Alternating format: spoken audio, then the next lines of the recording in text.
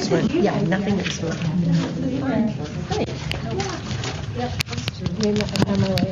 Yeah. With the hot mic, another emergency. Yeah. Oh, no. Thank you. You're welcome. Here you go. Thank you. Go on. So we need Jack and Goldie.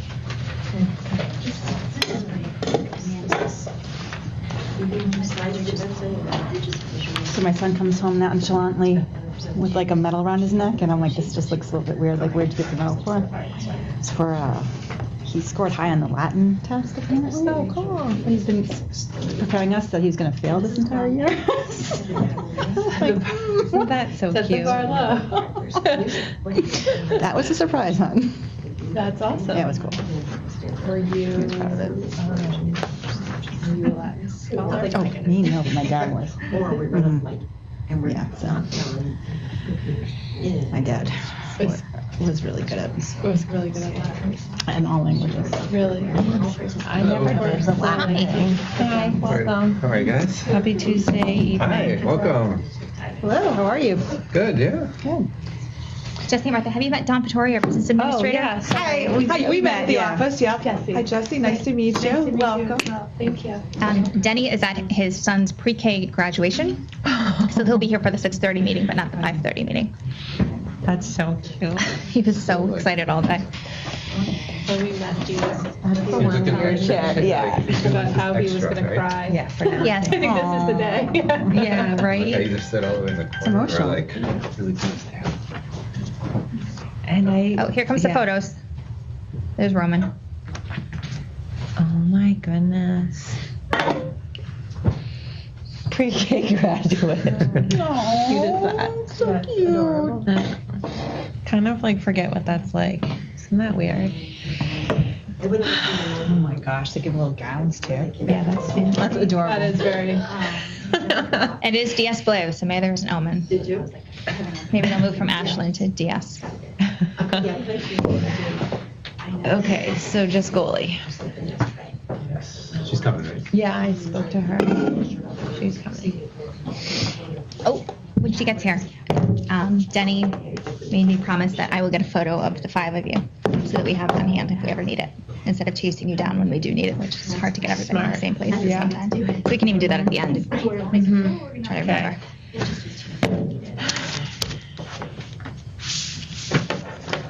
I think I have the agenda in enough places that I won't But you forget have the technical agenda. difficulties or fire on your paper.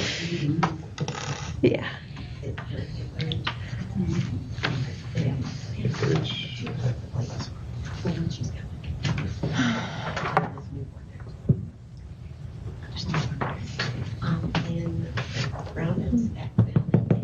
So are all the Scotland and Burlington. I paid attention to that until it was on like the front page of like Boston.com this morning. No. Like it was like they had set up like a there was like a Gay Straight Alliance like organized like Pride Day or something. At the middle school. And there were like student protesters against it, like being very vulgar, taking stuff off the walls. Wait, like, do you know who it's like 7th and 8th Kathleen graders, like, what is Smith wrong? replaced in Brockton? Do you know who the superintendent? There was a superintendent in Brockton who was there for many decades, and he was just inducted into the Tough Sports Hall of Fame. Oh, And he was the first student of color, or the only student of color at Tufts, and he helped desegregate Brockton School. So like he's like 90. Oh wow, yeah. No, for some reason I feel like she did she she was. Matt Malone. Like I gotta remember Maybe this guy's interim. name. He had the most she was fascinating yeah. story. Like I think she got passed over the first time, and then whoever they hired was a blah blah, and so she. Yeah. Should I text goalie? Or we can get started. Okay. And she can just jump in because you already have a quorum. Okay. Yeah, traffic and everything, Christine. Oh, I've got snacks. I found a tin shake, and I just. Oh, do you want some snacks? Oh, I'm calling this to order, right? Yeah. Okay. So you get the videos on. Lollipops on my GoPro next. Yeah. All right, so we'll just start without her. I get really Are you good? so I actually take advantage of my kid snacks often.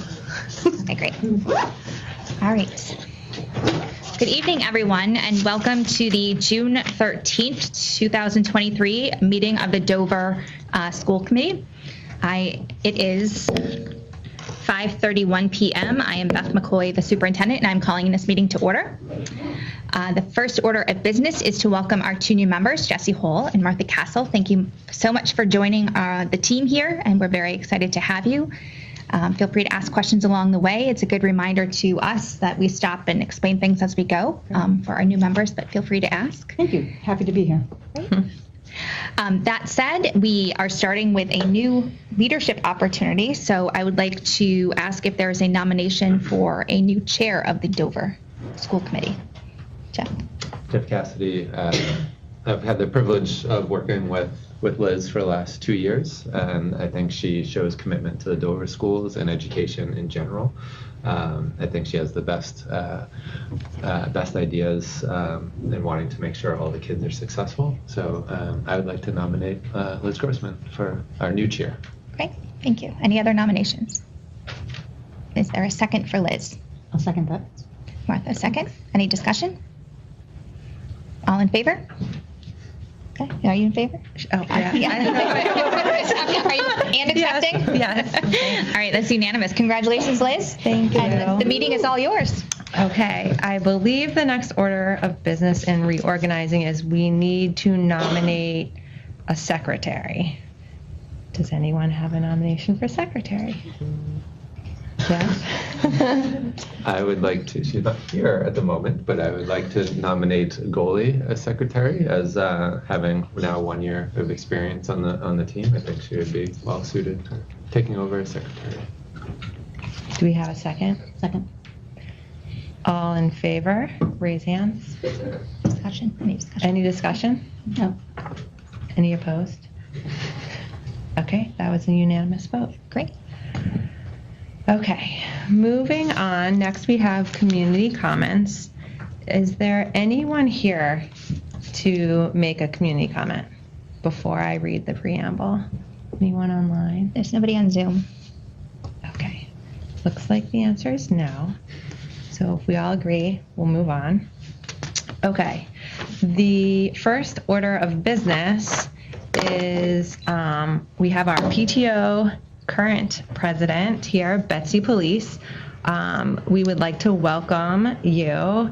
You were previously the vice president of the PTO, and we're just moved on to taking over. She will be giving us a brief update on this year's PTO's accomplishments. Thank you. For my water. I've been talking all day, so I'm doing my very best here. We had our transition meeting this morning, our last meeting, our party, and then I'm here. So I've been talking about the PTO for 12 hours straight. Nice job. Thank you. I think I've got that. So a lot of familiar faces here. Hello. For those of you who don't know me, my name is Betsy Police. I've been in Dover for 5 years. This is my 4th year on the board. I went up through Treasury, VP this past year, and then president for next year, so incoming president. And I'm here to give you an overview of our year, just tell you what we've been up to. We've had lots of fun stuff happening. This up here, these are the high points. I'm gonna go through them and then just kind of hit them in detail a little bit more, so you have a little more detail. But so the first thing is we were able to host our full slate of in-person events this year, which is very exciting. The first time since 2019. So we did a little bit better the year prior, but this year, everything. This is really wonderful because a really big part of our community is being able to gather and to meet people face to face. And so it was hard having years where we couldn't do that, especially being the PTO, trying to pull people together. So being able to, very exciting. So this year, yay. Second, we ran 35 curriculum enrichment programs for PK through 5th. We spent a little over $32,000 doing so. And these are all additions to the classroom curriculum. So what we like to do is call ourselves the sprinkles on top of the beautiful cake that is already Chickering School's curriculum. And so we sprinkled 35 curriculum enrichment programs this year, and they were really, really enjoyable for all the kids. we supported our educators with $11,700 in discretionary funds. That is doled out in increments of $250 per educator, and we had a record-setting 90% of educators in the classrooms submit for their discretionary funds. Very exciting for us. We've been trying to up the number for years, so 90% is very strong. And then so 90% of classroom teachers and 75% of specialists. So it was a high amount this year. We supported our teachers with $17,000 in teacher grants. That is our typical $5,000, and then we had a surplus of $12,000 from our auction that we chose to use for grants. So we did so well in our auction in 2022 that we were like, we are going to take this grouping of money, this $12,000, and we're going to accept grant proposals.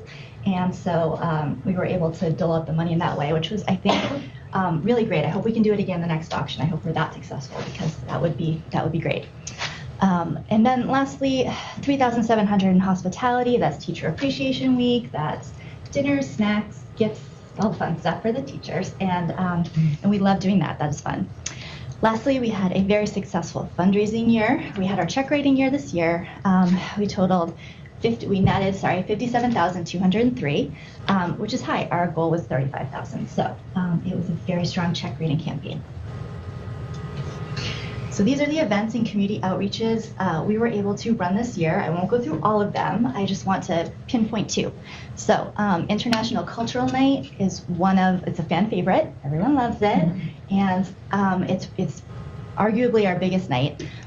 It's hard to tell how many people come. It's not like we check. However, I did print up the passports. I printed up 450, and there are only about 30 left. So we did have over 400 kids, filling out their passports and going around to the different countries, cultures, and regions. So that was very exciting. And that is typically in the fall.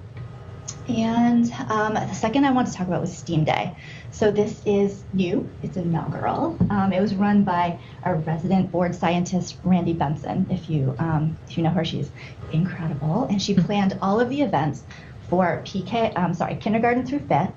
And just to give you a visual, we all know the walkway by the kindergarten. It was filled all day long with kindergarten through fifth grade doing STEAM projects, gathering around tables, working together, building things, and it was so great to watch. I mean, it was really, really wonderful. I wish I put up pictures. I wish I had pictures. I can forward them later. The smiles, it was something new. It was something exciting. We did it right before Memorial Day weekend, and it just was something fun to do when some kids take off. The other ones were there, and they got to do all the fun things. So all the kudos to Randy Benson, who planned it all. I was only the Amazon shopper, but she really did an amazing job. Two things I didn't put up there is we did the cereal box challenge. I just want to say that because it was so cute. It was to benefit A Place to Turn. They needed cereal. They reached out to us because we partner with them frequently, and they said, we are in need of cereal. Shelves are bare. So we had kids and families bring in boxes of cereal. We were able to line the hallways and do a domino all the way down the hallways of Chickering. Just send those pictures too, because that was really, really fun. Thank you. Okay. This is all the curriculum enrichment program that we were able to run this year.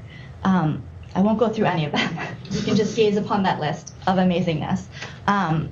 The one thing I'll say is that Amy Collins and Randy Benson took a really close look at the programming this year, and they met with all of the teachers after last year, and they asked them, they said, what is it you are hoping to assist the kids in seeing outside of the classroom? Like, what is it you want to bring to their eyes that is not part of the curriculum that you're already offering? And that was the question they asked. And so they started peeling through the things that they've been doing year after year. And while they, are amazing and great, they found things that maybe they didn't want to repeat. So we have a lot of new things up there. And we're actually, by doing that, we're able to shave down our curriculum enrichment budget as well. So not on purpose, but just a repercussion of the situation. So budget, fun stuff. All the numbers. You'll see on the left, this is our projected budget for this year. We estimate a net operating income, a loss of $37,000. Seems like a lot. That is very typical for a check writing year.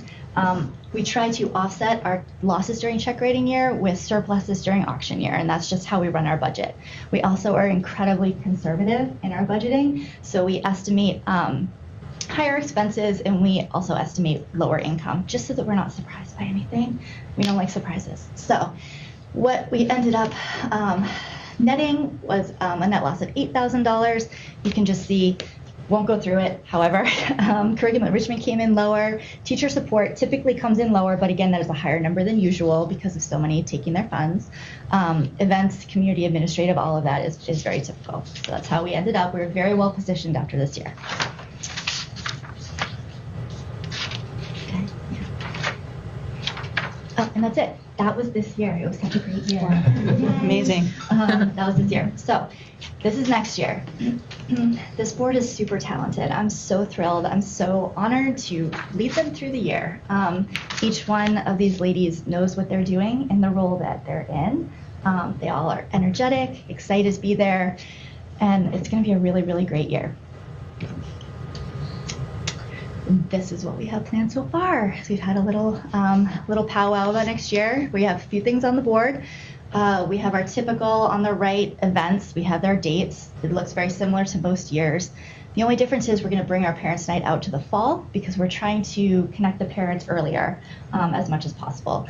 Some of the feedback we're getting is that while we do a great job with getting the connecting the parents. Sorry, we do a great job with that, and they do compliment us. We're like, thank you. Really, we still feel like sometimes it's too late in the year.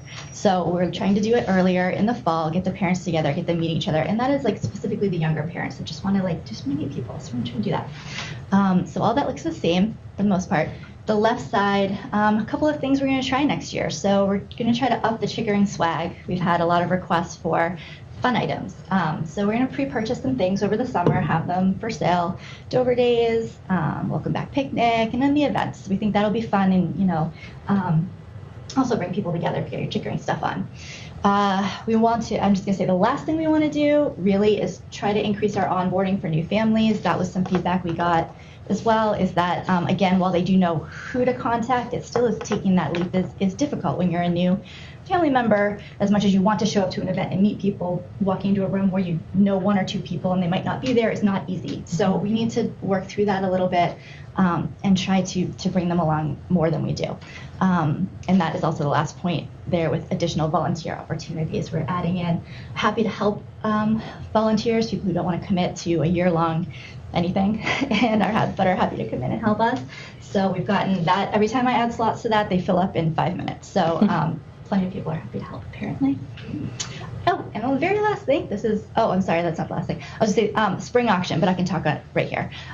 So our proposed budget, the numbers are very big, but sustainable. So this is our auction year. We plan on high expenses and we plan on high income. So while we do have a net loss up there, again, we are very conservative in our budgets, and we anticipate that when the actuals come in, it will be a surplus, because that is what has happened every auction year since we've been doing auctions. And so in reality, that will probably be a net income of probably plus 15 in the end. You can check me that next year. But we remain sustainable. We can run everything we want to run. And our spring auction, our gross goal is $80,000. It's 80% of our expected income. Yeah, just you can see our income is our auction. We have a few other fundraisers, but it's primarily auction. And then our expenses, our biggest expense is curriculum enrichment, per usual, followed right up by classroom and teacher support. Fundraising comes in next, and then we have our little stuff that finishes up that pie. And Julia Cavan made those beautiful pie charts for me. Thank you, Julia. Yeah, and so we're looking forward to a great year. Thank you all for having me. Please keep the lines of communication open. If you have anything you want to talk about ever, you know how to find me. And just lastly, from the PTO, thank you all for what you do. Congratulations to our new members, our new chair, and we're excited to work with you this year. And if anyone has any questions, Thank you, Betsy. Yeah, thank you for all you're doing for the PTO, and thank you to the PTO. You certainly make Chickering a special place. Does anybody have any questions? I have one. Yes. Do you know for the teacher gifts, on average, how much each teacher has, or like if there's any numbers behind like the different variation or variability among teachers and what they receive in the teacher gifts? So teacher gifts like grandparent teacher gifts? I'm sorry, the funding discretionary for funds. discretionary funds for teachers. Yeah, so the discretionary funds, they each are allotted $250, and almost all of them take that full amount. If they go over, so what we do is we request receipts for submission. So that's just how our accounting works. We've had some talks of ways that we could streamline giving them the money. In the end, we do sort of meet the receipt at transaction, just for our accounting purposes. So we'll say like if they go a little bit over, they'll still receive just $250. If they go under, they'll receive up to $250. They can submit more than one time in a year. So if they want to use $100 in the fall and $150 in the spring, we'll take it twice. We try to do whatever we can to help them take the money. So on average, I'd say most take the full amount if they submit, is my answer. And very few will do a partial submission, but it would be fine. And the grants is on top of that. They can apply The for grants are on top of that. So we have a grant period at the beginning of the fall, usually the month of September. So if they want to submit for some of the $5,000, they write it up and they send it in. Our vice president handles the reading of the grants and accepting of the grants. So yeah, awesome. Anyone else? No, I just wanted to say thank you so much for all you did this year. It was amazing to see how the curriculum enrichment program was reshaped, and in a way that the budget was also was more efficiently done. And also, I wanted to compliment the PTO on the newsletter format. I think the newsletter format was changed, and I think it's much better to navigate through it and click on the CE programs that each class had. So I think these are all exciting changes. Thank you. So I will say that our fearless leader, Tinley Gilbert, who is an incredible president. I mean, she truly gave it all, and she is, as most of us know, an absolute ray of sunshine. She busts in and happiness follows. And so she did the newsletters and she worked on that. I know she did. So she will be appreciative of that. And then I would have to say that curriculum enrichment, really, like Randy and Amy working on, they did a lot of work, and it was primarily over the summer. So I always try to just whenever. It's not in the typical time frame you would think of working for the PTO. They do it a lot of off hours. So they're amazing, and we're so lucky to have them. Thank you. Thank you. Yes, thank you for all you do. Thank you. Have a great night. I know it's a long one. Okay, our next agenda item is the superintendent report. Great. Thank you. Good evening, everyone. My update is brief because I'll have an opportunity to update all three committees at once at our 6:30 meeting. I would just like to recognize our educators and our leaders who organize several end-of-year activities for our students. It seems like when we get to the end of the year, the energy level of students ramps up for kids and down for teachers as we run out of steam. So thank you for pulling deep from your reserves of energy to make all of these activities happen, including STEAM Day, all of our field day activities, everything special and unique to Chickering. So thank you. Graduation, I'd like to recognize the 149 students who graduated from Dover-Sherborn High School 2 weeks ago. Obviously, half of those belong to the Dover community, so congratulations. And they all crossed the stage, and many wonderful stories of resilience, grit, perseverance. There were, of course, some who just ran and kept running. They don't need us anymore. Others who said thank you, and others that needed a little help across that stage. So lots of great stories for each one of our students. I'd also like to recognize the retirements from Chickering. We have Steve Hart, our technology director, who is retiring, and we have Ken Wadness, our grade 5 teacher, educator for a long time, who are both retiring, both big losses to the Chickering community, and have certainly left their mark on many students and the school moving forward. That said, there is always a silver lining, which is that we've been able to hire some new folks. So thank you to Dr. Reineman, Mr. Carnes, and all the teams of teachers that have sat in with you on interviews and mock lessons. Fabulous new educators coming on board, full of excitement, full of ideas to engage and enrich the classroom for our students. So I think that new blood and that new perspective is going to do wonders for our district. So thank you for your hard work there. And that's it for me at this point. Happy to take any questions or comments. I have one question. and maybe, I don't know who can answer it, the new technology person, are we going back to the old model? Are we staying with the current model? I know COVID got things weird, and just wondering what's the plan. To whoever wants to answer that. In the absence of Mr. Conklin, Yeah. Mr. Reineman. All that and more. So some of a lot of the support, the tech support that Mr. Hart was providing, Mr. Gaffney will be doing as well. We're also looking to have Mr. Gaffney doing a much more instruction back in the classroom now that we've got our schedules mapped out. We're still big fans of the co-teaching model. So if I'm teaching a research project in grade 2, instead of me being the sole teacher teaching research and navigating websites and databases, the technology teacher is there as well. The all-time favorite, keyboarding in 3rd grade. Yeah. So those old standbys will be there as well. And then looking to integrate into more of the win blocks, which you'll hear more about when I get to the school improvement plan. Awesome. Thank you. Mm-hmm. Anybody else? Thanks, Beth. Okay, next we have Dr. Reineman with the principal's report. All right, I'm going to slide over a couple seats because I don't want Goldie to fall out of her chair. Thank you.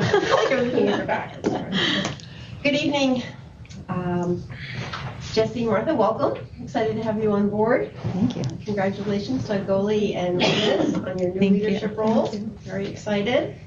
And thank you to the PTO, which she's gone, but for the financial support, emotional support, and food.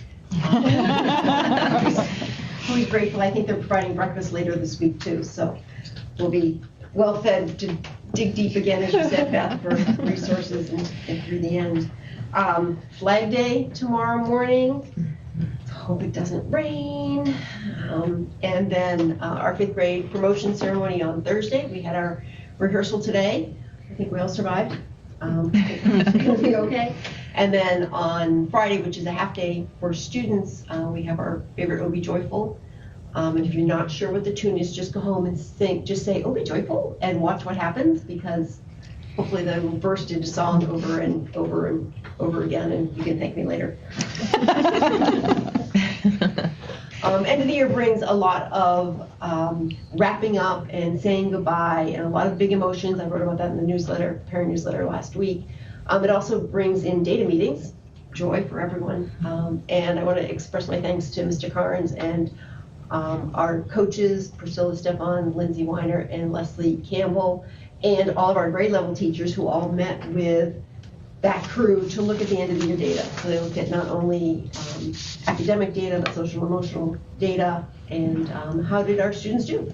And as the year moves along, the benchmarks move, right? You have your beginning of the year, middle of the year, end of the year benchmarks, and our students came through beautifully. We, as you would expect, had some work to do at the start of the year and made great strides, and there's still work to do.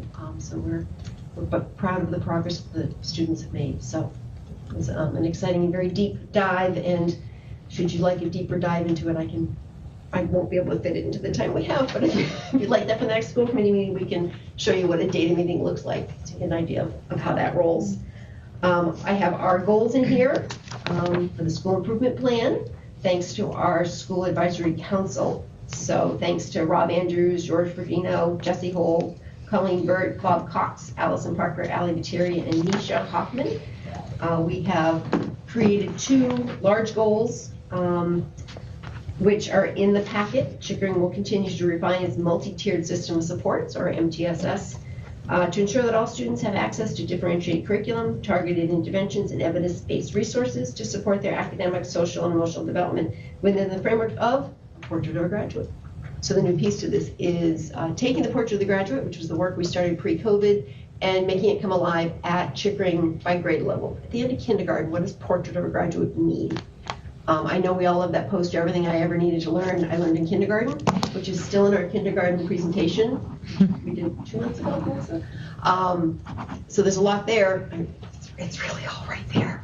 But what does that look like in kindergarten? How to be a good friend, all those characteristics. And so working with our teachers to go to those pieces of a graduate. So also with that comes the idea of the what I need block and expanding our offerings beyond tier 2 support and looking at how can we do some enrichment at grade levels, hence the technology teacher, and looking to see how we can push in his expertise to supporting students in the classroom in those rotations that we do through the wind walks.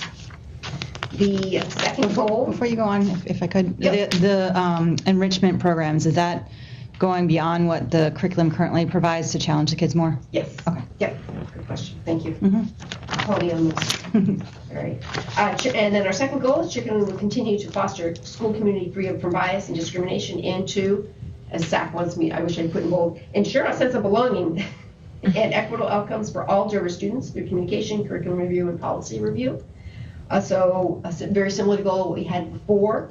And the specifics for that are looking at refining Chickering Citizens and spelling Chickering correctly. Sorry. So the Chickering Citizens was a grade 5 program where our students became helpers across the school. It was a solid launch and is ready for a good polish before it comes out again. So we're ready to do that.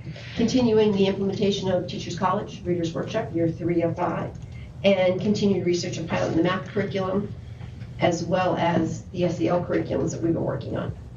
And of course, the new website is going to save everything. So back to that. So flying through there, I think you have to do a vote on that, but I'll finish my report and then you can do that piece.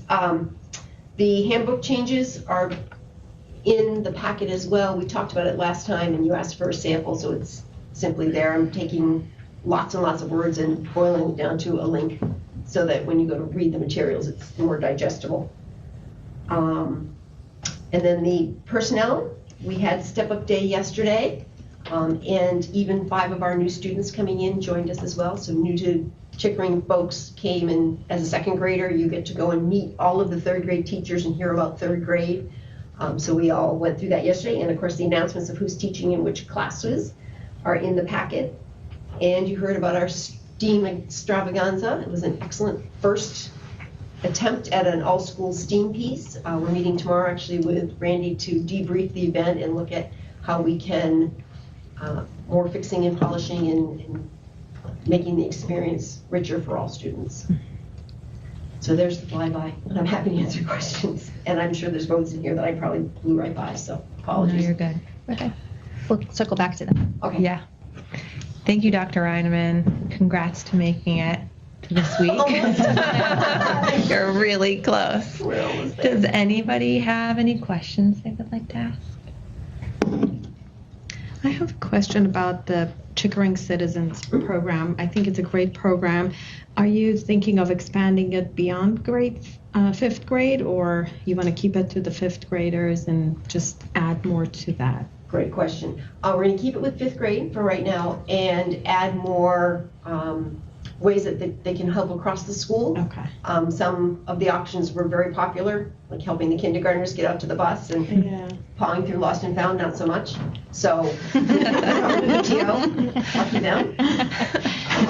So we're looking to do that and make them a little more equitable. Some Yeah. of the jobs were much more time demand than others, so trying to even that out a little bit. Yeah. Looking at the sign up and the rotation. Yeah. We did 3 rotations this year. I think we're thinking about doing 2 instead. Nodding at me still, yes, okay, thank you. And making it, we did a slideshow, we got feedback from the kids who did it this year so that we can introduce it to the 4th graders with, this is what it looked like. These are some examples, so hopefully when they sign up, they'll have a better idea what they're getting into. Yeah. And do they sign up themselves? They pick the... They do, but you have to sign it. So it comes home and you have Okay. to, with them, make the commitment to, and there's a little Yeah. writing piece, making a statement for why you might want to be involved with this. Oh, So, okay. oh yeah, we don't That's miss an nice. opportunity. Yeah. That's nice. That's great. Yeah, thank you. Sure, thank you. I have a question, perhaps a newbie question. Do you would you be able to give just a little bit of background about the math pilot that you're running, and if there's any sort of feedback in the 3 years that you've done it? If this is, I think year 3 of 5, you said. So that's Reader's Workshop. Oh, that's Reader's Workshop. Yep. Okay. Well, if there's any feedback on the successes or kind of work in progress of the math pilot to date. Sure. We undertook a great big buffet this year, I think is the best way to say it. We sampled here, we sampled there, we did a little of this, a little of that, and learned and learned that we need to do a much deeper dive next year, and a much more data-driven dive next year. So we're looking to bring in full year commitments to a teacher, a curriculum. Denny has a whole map of this. I don't want to steal his thunder. Is it coming up later? No? Not in Okay. detail, no. All right, and kindergarten's not, I don't want to steal his thunder because he's running in. And so we're looking to pair up across the schools, so with grade levels, and decide how we can get some good data on what math curriculum will meet the needs of all of our students. Got it. The spoiler alert, there is no curriculum anywhere that meets the needs of all students and is perfect. So everything that we bring in will need something. Everyday math needed work when we brought it in. It came with a bazillion manipulatives that we found after a couple years we didn't need, but we thought we did in the beginning. So we, as you go through a curriculum for a couple of years, it changes up. So I want to be very clear, there's not going to be a perfect one, but we're going to find something that hopefully meets more students and does a better job of differentiating in a way that's manageable for the classroom teacher, right? Certainly teaching to, one lesson, but when you want to differentiate for those who need support and those who are ready to fly, creating materials for that, which is what we did in a lot of the everyday math, is a lot of work. And we have great stuff we put together. So we're going to be using next year to really look at what makes sense. So this year was for one grade. Next year, This year was all over the place. this year was There all a over the place. buffet, yeah. And next year it will also be It'll be, I believe, Across grades. one classroom per grade across the school. got it 6 classes. total. Yes, at Chickering and 6 at Pine Hill. And that makes a team of 12 that can then work together for that. This year was only a sampling of a few lessons from those curriculum Yes. for a Yeah. period of time. Got it. Yeah, thank you, Okay. Jeff. Yeah, Thanks. That's helpful. so. Thanks. Anybody else? Awesome. Thank you. Thank Yeah, you. thank you. Okay, Dawn, your favorite part, the warrant report. So for new members, so a warrant is actually just the big batch of invoices that we send to be paid on behalf of the school. And so you have one signer on school committee who signs all the warrants, which I don't know who that'll be going forward. Liz has been doing it for us. But because one person signs, we do share with the whole committee the batches that were sent over and what funds were the expenditures went against. So this is just a monthly report you'll see. Feel free to always, I always offer to new members sort of like a sit down ABC of finances of school. So take me up on that at any time. I'm happy to do that. I know I did it with Liz. I don't know, Jeff, if I did it for you, but I've done it with a lot of members because there are some financial terms that don't make sense initially. My favorite is always, we'll talk about circuit breaker, and Angie Johnson, who's been a member of Sherborn and the region, always thought we were talking about an electrical circuit breaker box. So I always think that's sort of, you just take it for granted that everyone is talking your lingo. So this is what the vouchers or the warrants have been sent over to the town of Dover since your last meeting. Thank you. Does anyone have any questions? Please don't give me questions on that one.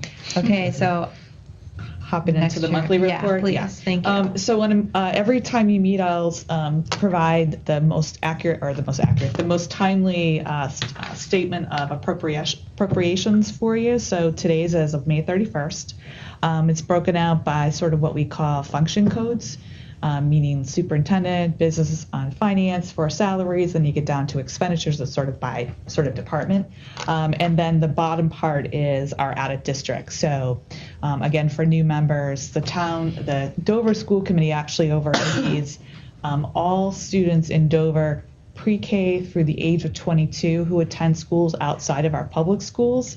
That sits in your budget. So even though there might be a high schooler who lives in Dover who goes out of district, it's not at the regions level, it sits in your budget. So I think by understanding that puts perspective on the numbers a little bit more. So that's just a piece of information on that. I usually run a narrative that just runs for the whole year, and on a monthly basis, what's in bold is new information, but it's nice to sort of have to be able to refer back so you don't have to look at your old reports. The only new information I have this month is on expenditures. We obviously have closed out our heating oil contract, and based on the amount of oil that we used and a more favorable price than we thought, we're actually looking at a positive variance in utilities versus the negative that we started out at the beginning of the year. So that was great news. And one of the highlights of my year, and I don't know why, is the fuel bid for Chickering, and that happened a couple weeks ago, and we're locked in this year at a rate of $2, almost like $2.50. So that's good news, and because of that, we didn't top off our oil tank, which also gave us some additional savings. There was no need to top off on the existing contract where we were going to be paying a higher price. So that obviously gave you some savings as well. On the added district, we are continuing to see fluctuations both in placements and some new placements. At the end of the year is when some cases that have been in negotiations, say, all year long, finally start getting settled. So what happens is usually we have to go back and pay for the full year. I'm anticipating one or two more of those to bring to you in September, but we are looking at a little bit of an increase. I think it was 270,000, and our last meeting is now up to 310. And we will continue to, my guess is, see that go a little higher when I report out to you in September. But keep in mind that you have the circuit breaker, so it's reimbursement that we get from the state on our out-of-district expenses from the prior year. The town of Dover acts like that we are not getting that, so we budget 100%, assuming we're not going to get any reimbursement. So that reimbursement is sort of our safety net for when we run deficits. Okay. So at the bottom of your statement, you'll see that we're going to be receiving like $1.1 million in circuit breaker. So that helps to offset your almost $400,000 negative variance. And so that's a luxury sort of that we have here in Dover, that it sort of makes it a little less stressful for us to worry about where we're going to come up with that funding. So Don, just to make sure I understand it, then that means that we carry down our budget for a year, but then it gets reimbursed by the state the following year. Exactly, for whatever based on our expenditures, at a formula that we, at some point in time we'll go over. But okay, thank you. And so the increased expenses that we're seeing in placements this year, we'll actually see the reimbursement for that next year. So sometimes you're going to have sort of a larger circuit breaker. So say you have a large placement graduate out, you're getting reimbursed for that in the next year. So all of a sudden you have a little bit of a surplus more than you thought. So that's sort of how that equation works. And then just looking at fiscal year 24, I've given you some updates. We continue to look at enrollment. So I know we were going back and forth about where we were going to be with kindergarten because the number was a little low for 4 sections. However, where we are now, and knowing that we have been having additional registration inquiries, we have told the school to go ahead and have 4 kindergarten classes. And so then that final position has been posted.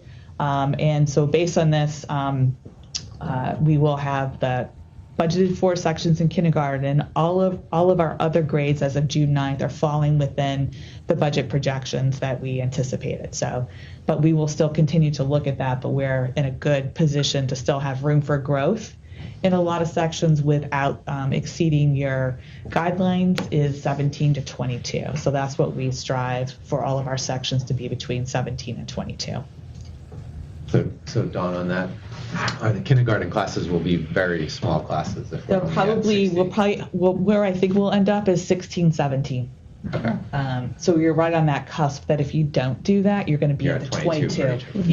Yeah. So that's that funny thing where between 3 and 4, you sometimes have that outcome. But for a kindergarten, that would be our preference. Yeah, definitely. And B, also, you already had it in your budget. It'd been one thing if we were looking and we were going to have to add it to the budget, but it was already there. The schedule's already built that way. Your specials are already sort of set up that way. So in a way, it made sense. And we were close enough to getting up to at least hitting the 17 that we felt we should go ahead and do it. Thank you. Any other questions? No? Okay. Next, we are moving on to our second read of the 2023-2024 Family Handbook.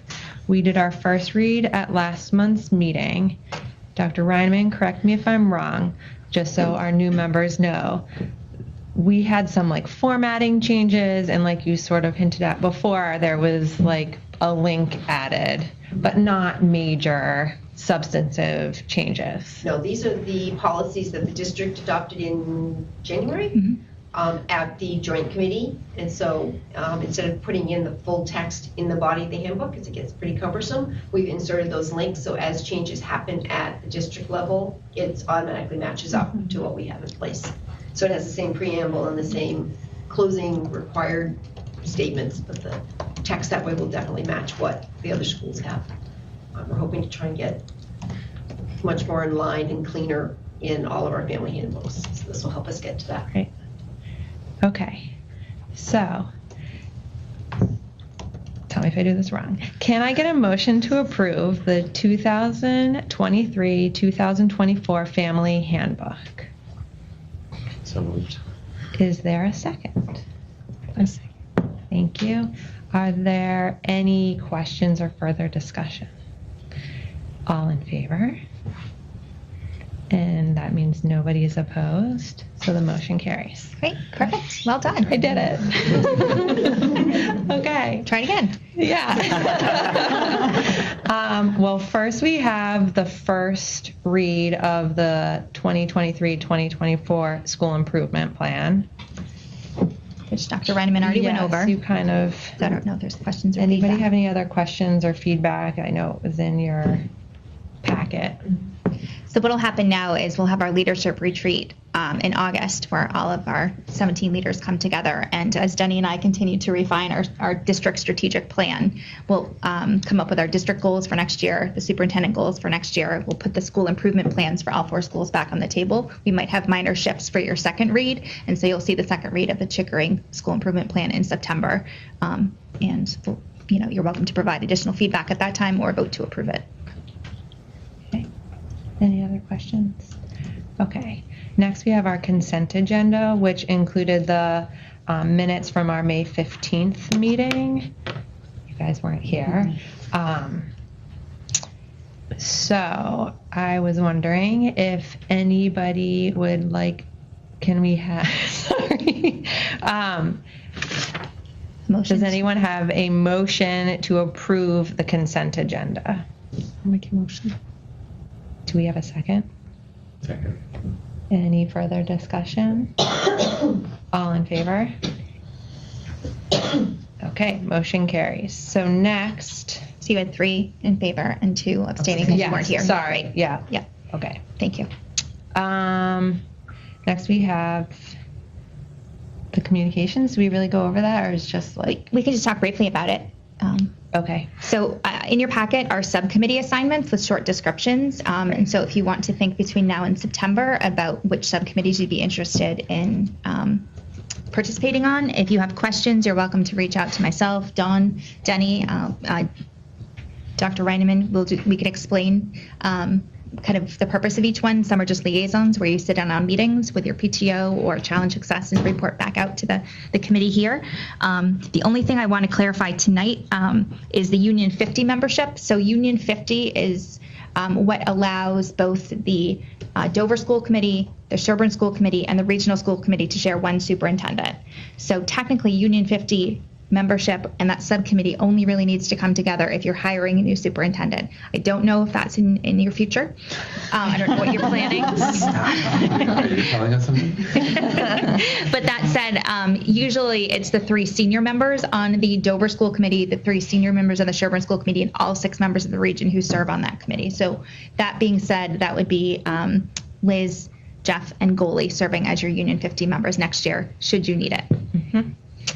Do you mind providing just like a brief few words on the elementary literacy? Sure, you missed the math. Dennis? Dr. Reineman has already explained technology next year and the math pilot. So do you want to talk anything about literacy? Just in case anyone has questions about the reading workshop model. I'm happy to give context too.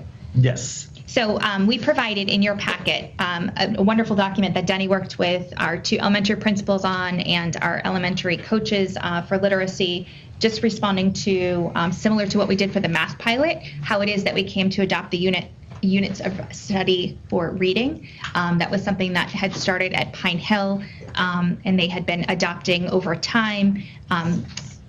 since I came here 6 years ago, there had been a request from the Chickering educators for a reading program, having reached out to all of the like districts, kind of that we always compare ourselves to and share notes with. They were all using units of study. So we piloted them at Chickering. We had many of our educators go to the Teachers Institute at Teachers College to do the training. Those who piloted it first had positive feedback, so we continue to roll out the units of study. That said, we have a comprehensive program. It's not just the units of study and mini lessons and conferring and all of that. We also have phonics and several other programs, including Heggerty and intervention systems in place to make sure that we are taking care of both the science of reading and the love of reading together at the same time, identifying students who perhaps need some extra supports, giving them small doses of extra support, and monitoring their progress. So it's certainly comprehensive. It's not just one or the other. It's a mix of both. So hopefully that document does, I think, an excellent job of outlining kind of the rationale of why we use the units of study, the research behind it. And if you have any questions, Denny, Dr. Reineman, our literacy coaches would be happy to answer them. And that's also available on the website Yes. already. Yes.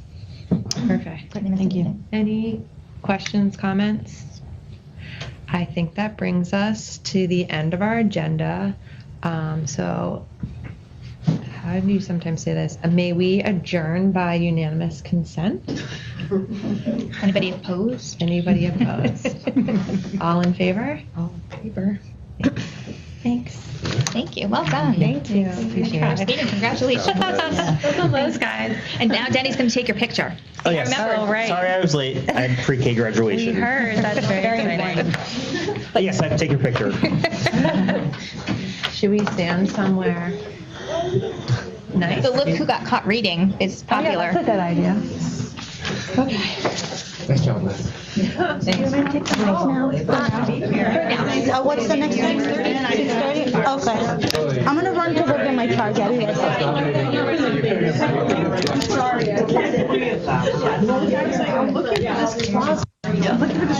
back.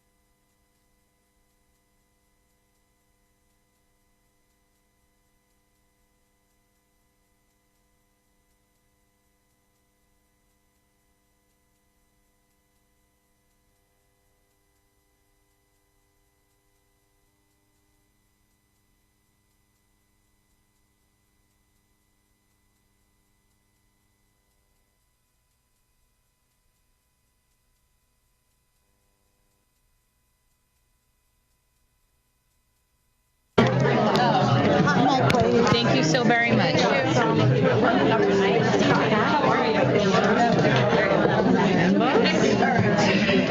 Oh, final packet.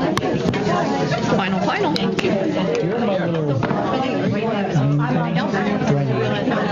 It's not there? I used to be on Sherborn, which I love. I'm on Sherborn. I love it. Welcome. Oh, it's great. Welcome. Congratulations. Oh, wonderful. She's back there in the pink shirt. Old eighth grade teachers.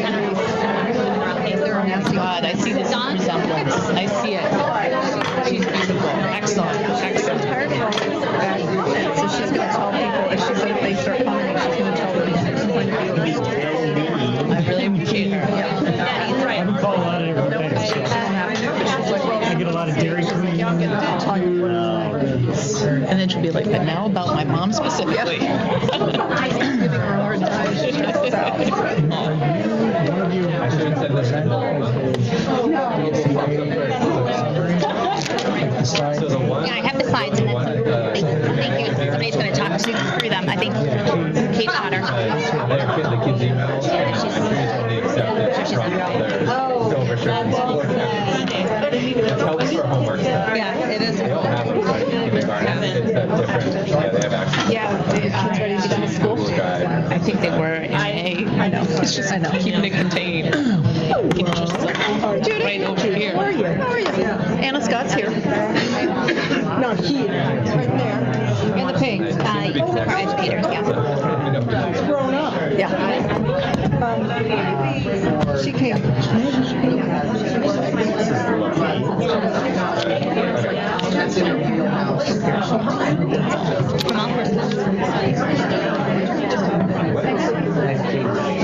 Oh, this is yes. Oh, I think Which seems really strong. right. I love it. That's I'm sure I'm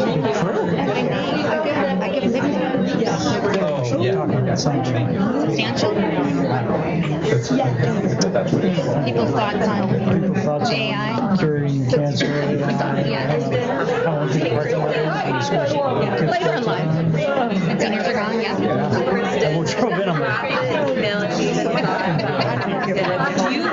Are you a rock musician? No. It's right. a long story. Why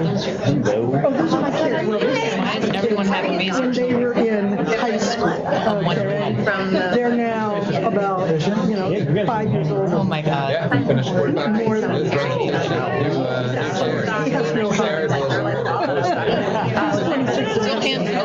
Hannah Scott started Pilates. It's like my daughter, Hank. She went to Pilates today with Jill. I think the boys. She's like, that was hard. I just have to show you. I was like, Jill is hard. Really bad. She cracked her femur, and she had that. She just had surgery to remove her pec minor muscles. So for her back to be, it's like you need Pilates to do this. So that's my daughter now. That's a terrible. But she came home today. She goes, well, that was difficult. This weekend, me and Colin. Who taught it? Well, that's a terrible. Okay. Did you have to levitate or something? That's what I feel like. The two buddies are like, in That's levitate, you next. don't need the bonus. Yeah, that's funny.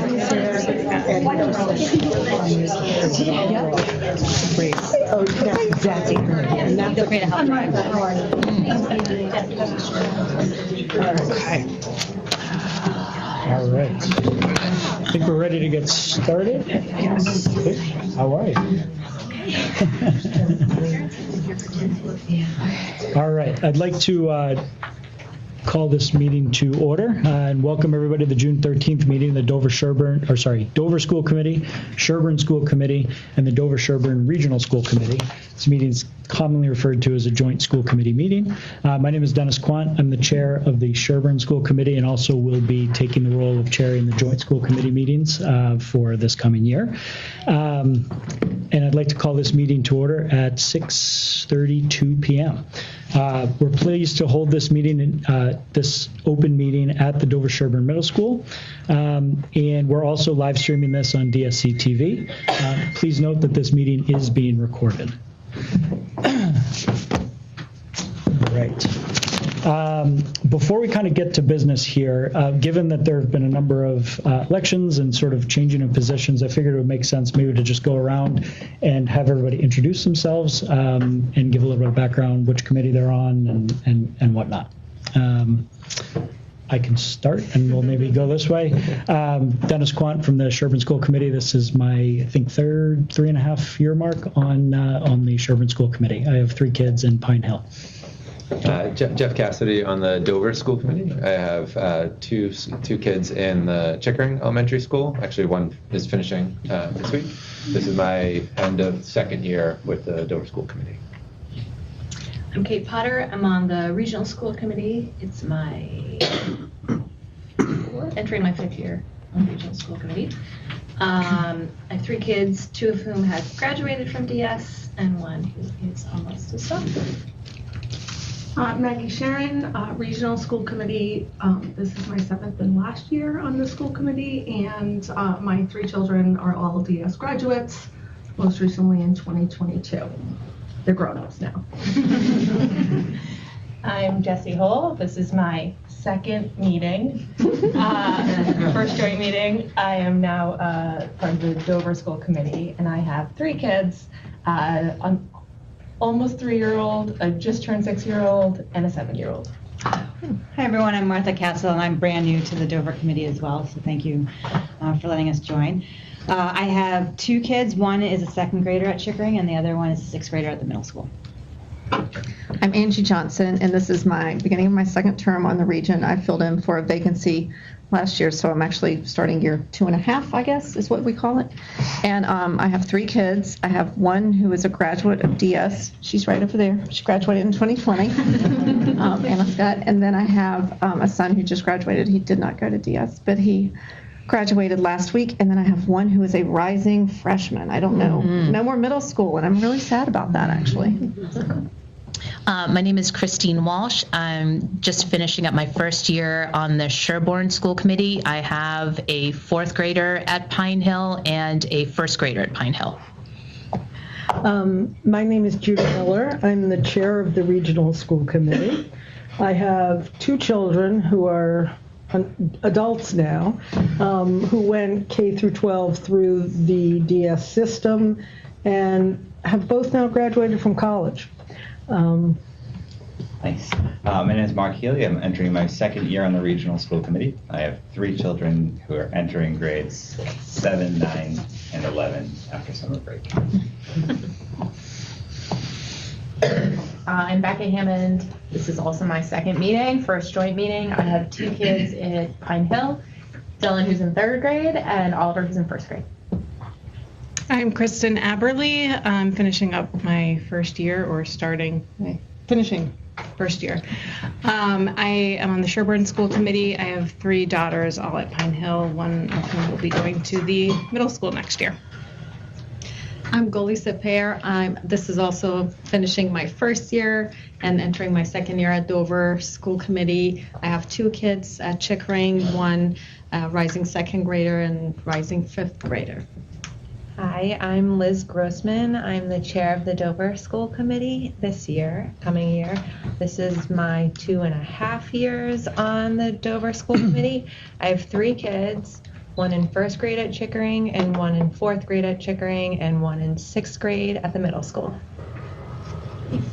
I'm Colleen Burt. I just finished my term on the Dover School Committee, and I've just begun my term on the Regional School Committee. I have a 4th grader and a 6th grader and 4th graders at Chickering, and I'm very happy to be here. Thanks, everybody. So I guess everybody returning, a huge thank you. This is an incredibly important responsibility, not just for our kids, but for the entirety of the community here. So thank you. Those that are new, welcome to the rodeo. Definitely ask lots of questions. It's a lot of fun, and it's a great way to get involved and kind of help further all of the work that so many of us are doing here in the town. So thank you. Next item is the Union 50 reorganization. So Union 50, for those that are not aware, is sort of a combination of members from both the Sherborn School Committee, the Dover School Committee, and then all of the members of the Regional School Committee. And the point or the reason for that entity is to carry out sort of the business of the two towns collectively in hiring the superintendent and a couple other sort of items, and to just make sure that we acknowledge the membership as a lot of the rosters have changed. We wanted to just recognize the folks that are on that role. From the Sherborn School Committee, it is myself as the chair of the Sherborn School Committee. It's Amanda Brown, and then it is Christine Walsh as well as the secretary for the Sherborn School Committee. For the Dover School Committee, it's Liz Grossman, Jeff Cassidy, as well as Goldie Sepher. And then, as I mentioned, the Regional School Committee membership is the entirety of the committee itself. Yeah, and may I clarify? There's 3 voting members. 3 voting members on the region, so those would be those need to be decided. Yeah, non-voting. Non-voting members who sit in on if there was a Union 50 meeting, whereas hiring the superintendent, it would be all 6 involved. Right. So is that by seniority as well, Dawn? Yeah. Yeah, so the most senior members of the region are Maggie, Judy, Maggie, me, and Kate. Great. Thank you. So they will be the voting members. Non-voting members. Non-voting members. Yeah. Thank you.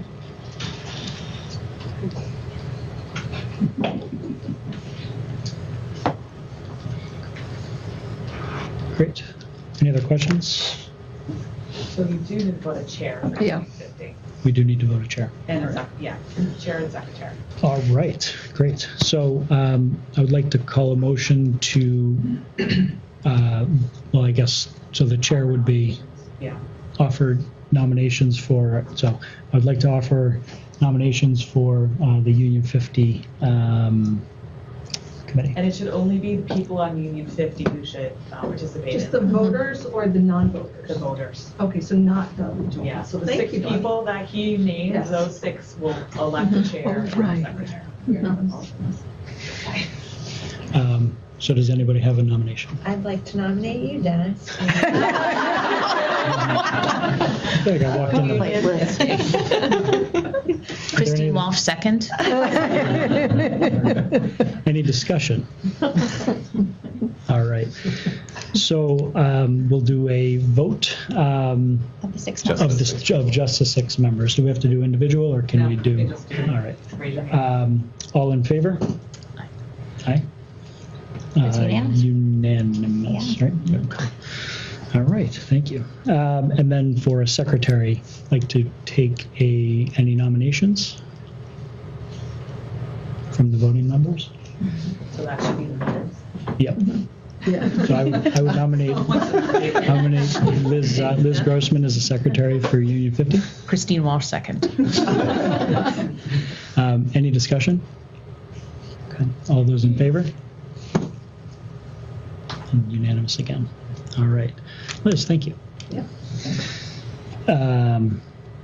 Great. Any other business for Union 50? I believe so. Okay. So now that we've got some of that out of the way, I think the next item on the agenda are community comments. Before we kind of go into that, I wanted to just poll the audience or anybody up here if there are any community comments. Yes? Okay. Thank you. So before you provide those comments, I just have a quick sort of preamble just to kind of govern how the information is shared and set expectations around what your roles are and ours as a committee. We provided a Zoom link for those who wish to make a community comment, but for whom it's not possible or prefer to not attend in person this evening. Please remember that community comments are an opportunity for members of the school committee to listen to members of the community. As chair of this meeting, it's my responsibility to facilitate this communication between the public and the 3 committees present this evening. I personally believe this communication is a critical element to assist members of these committees with discharging the responsibilities of the positions they've been elected to hold. To effectively facilitate this discussion, I encourage anyone providing comment to consider that the volunteers that comprise these committees are your neighbors, your friends, and fellow community members. We welcome all points of view, but I would respectfully ask that you treat them in a manner consistent with that in mind. Collectively, we're here to support the administration, who in turn assist our educators and support staff to educate, care for, invest in, and inspire our children. Community comments are not a forum for answering questions or engaging in debate. We respectfully request that you please make your comments brief, no more than 3 minutes, and you move the discussion forward by adding new information. Please try to avoid repeating points that have already been made. Once the public comment section of the meeting is concluded, we'll move on to other business, and unsolicited comments from the community will no longer be permitted. This is standard operating procedure in the school committee meetings across our 3 districts. If you desire more information or have specific questions, contact information is on the district website. Okay. So, any community comments? Sure. Oh.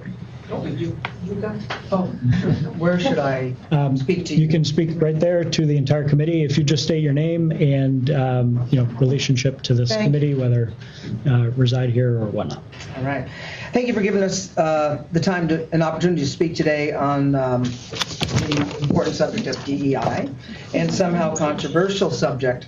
Who are you? Oh, I am saying that. Okay. I got to state. I am Tom Dupre and have been a music teacher at Dover-Sherborn Middle School for 24 years. I currently teach general music classes and also direct the 2 jazz bands. I am also a co-advisor to the GSA. I will begin and end my time with the same excerpt. Indivisible, with liberty and justice for all. We hear this and some of us recite it every day of the school year. I'm not sure who else pays attention to these words every day, but I do. As a music teacher, I work at giving each child a chance to experience their creative expression and fulfillment using music as the medium.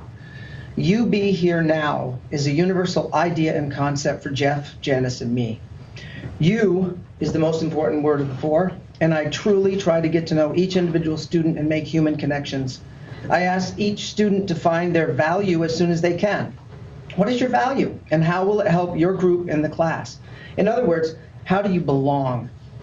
Humans need to feel that we somehow belong and are valued. So I see diversity, equity, and inclusion as number 1 when I teach, because each student is included, treated equally, and highlighted by their diverse selves. When I have my GSA cap on, I personally think that I'm doing the same things as in my music classes, except with a smaller select group of students, much like the jazz bands are a smaller select group of the concert bands. The students who come to lunch with me identify in different ways: straight, as allies, gay, trans, non-binary, etc. I don't know why. I don't question them. I simply accept them for who they are, helping them to feel like they belong in this school and in the group, just like in music class. Fred Rogers has been a hero of mine since I was very young, and I'm going to read a lyric to one of his short songs. It's you I like. It's not the things you wear. It's not the way you do your hair. But it's you I like. The way you are right now, the way down deep inside you, not the things that hide you. Not your toys, they're just beside you. But it's you I like, every part of you, your skin, your eyes, your feelings, whether old or new. I hope that you'll remember, even when you're feeling blue, that it's you I like. It's you yourself, it's you. It's you I like. So simple and yet somehow very difficult for some people when we talk about our GSA friends. Diversity, equity, and inclusion for everyone at DS, pre-K through 12. We cannot do this without talking with each other and seeking first to understand, without bias and false narratives or misinformation. Listen and talk as individuals who care about all our children and who they really are, and help each one of them to understand that they belong as they are. We are all here on this planet as humans. Communication and community and collaboration. Can we achieve that? Get together in person when we have ideas, concerns, and questions? I know my door is always open. I'll now end with the quote I began with: indivisible, with liberty and justice for all. Thank you. Thank you, Tom.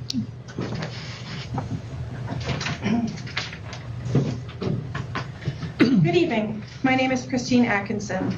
I have been a classroom teacher at DS for the past 17 years. When I decided to make a change from being a manager at a public relations agency to be an elementary teacher, I had no idea that Dover even existed. What I did know is that I had a love for kids And love set me down a new path, a path that has led me to right here. Over the past 17 years, a lot has changed. Some changes have been, in my opinion, for the better. And some changes I have really struggled to understand and accept. And let's be honest, nothing really prepared me for the changes that COVID has and still continues to bring to the classroom each day. This has been a hard year for many reasons. And with all that change, I worked to remind myself that there is one thing that has stayed the same, my love for kids. And it is that love that brings me here tonight. Tonight, I have come to say thank you. Thank you to Beth and Denny for working each and every day to make our schools better than they were the day before. Thank you to our administration, Deb and Jim, for being active listeners and for helping me navigate some of the new challenges that I have faced this year. I know that all of you put your heart and soul into DS, and please know that the work you do is appreciated. And thank you to all the school committee members.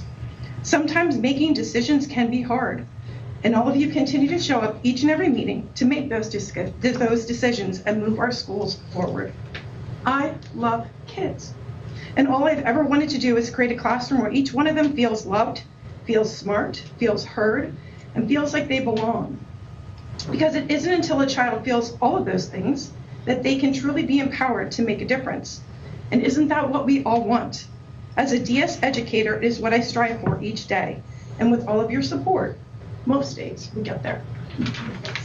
Thank you.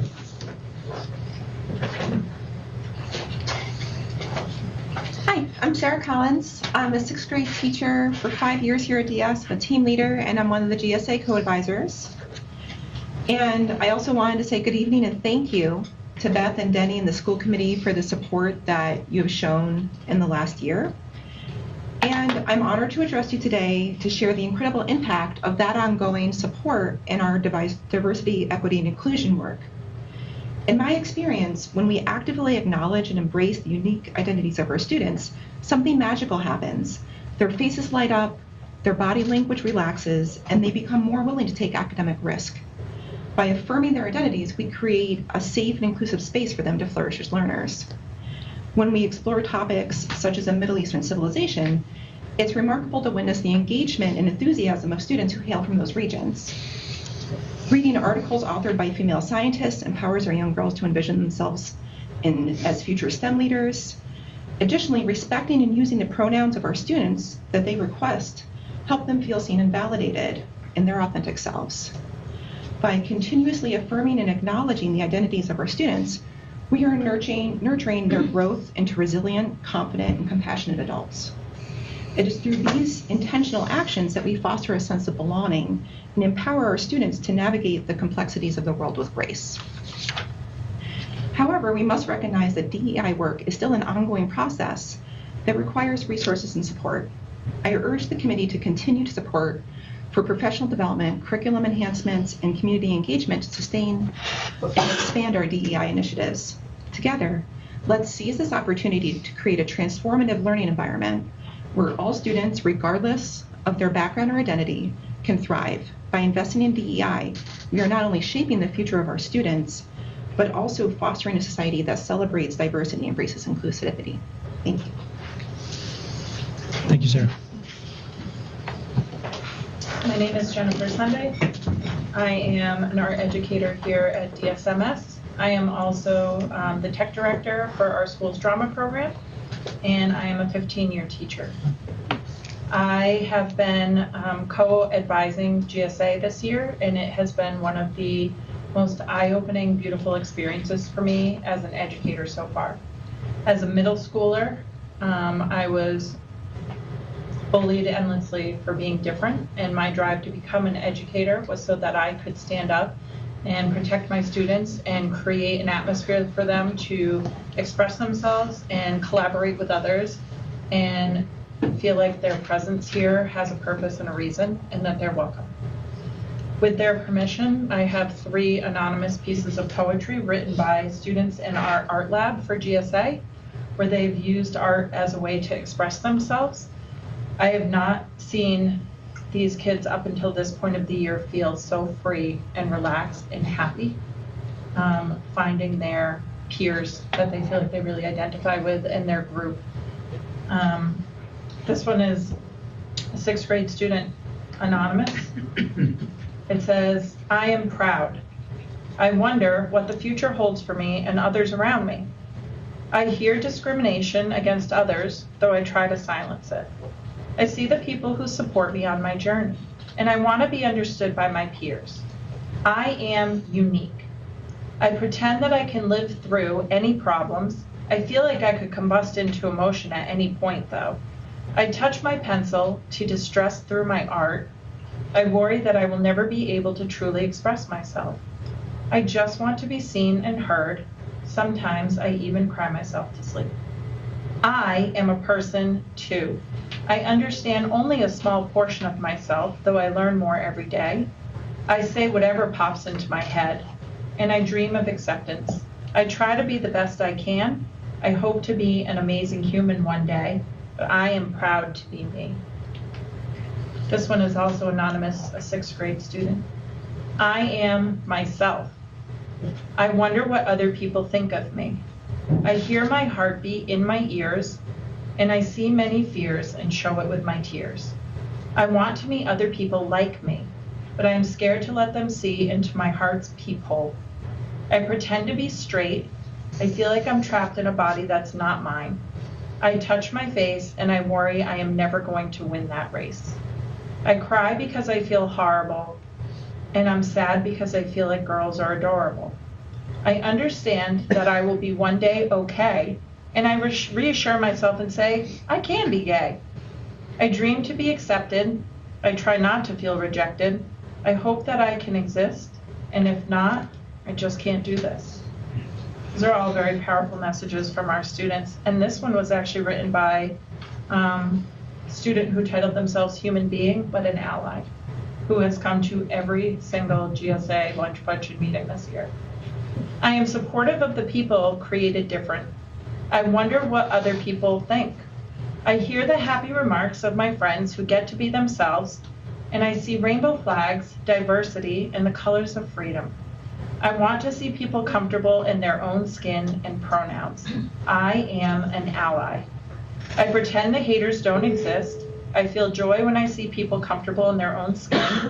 I touch the hands of my friends to join them in the fight. I worry about the mindsets of older generations. I cry tears of joy at the thought of equality. I am a supporter to everyone, no matter their differences. I understand that pronouns are confusing, but I still try. I say, don't fear things that are different. I dream of a place where everyone feels safe. I try to help the fixed mindsets change. I hope to help change the enemy that is adversity. I am not LGBTQ. I am Black. I am a female, and I do support.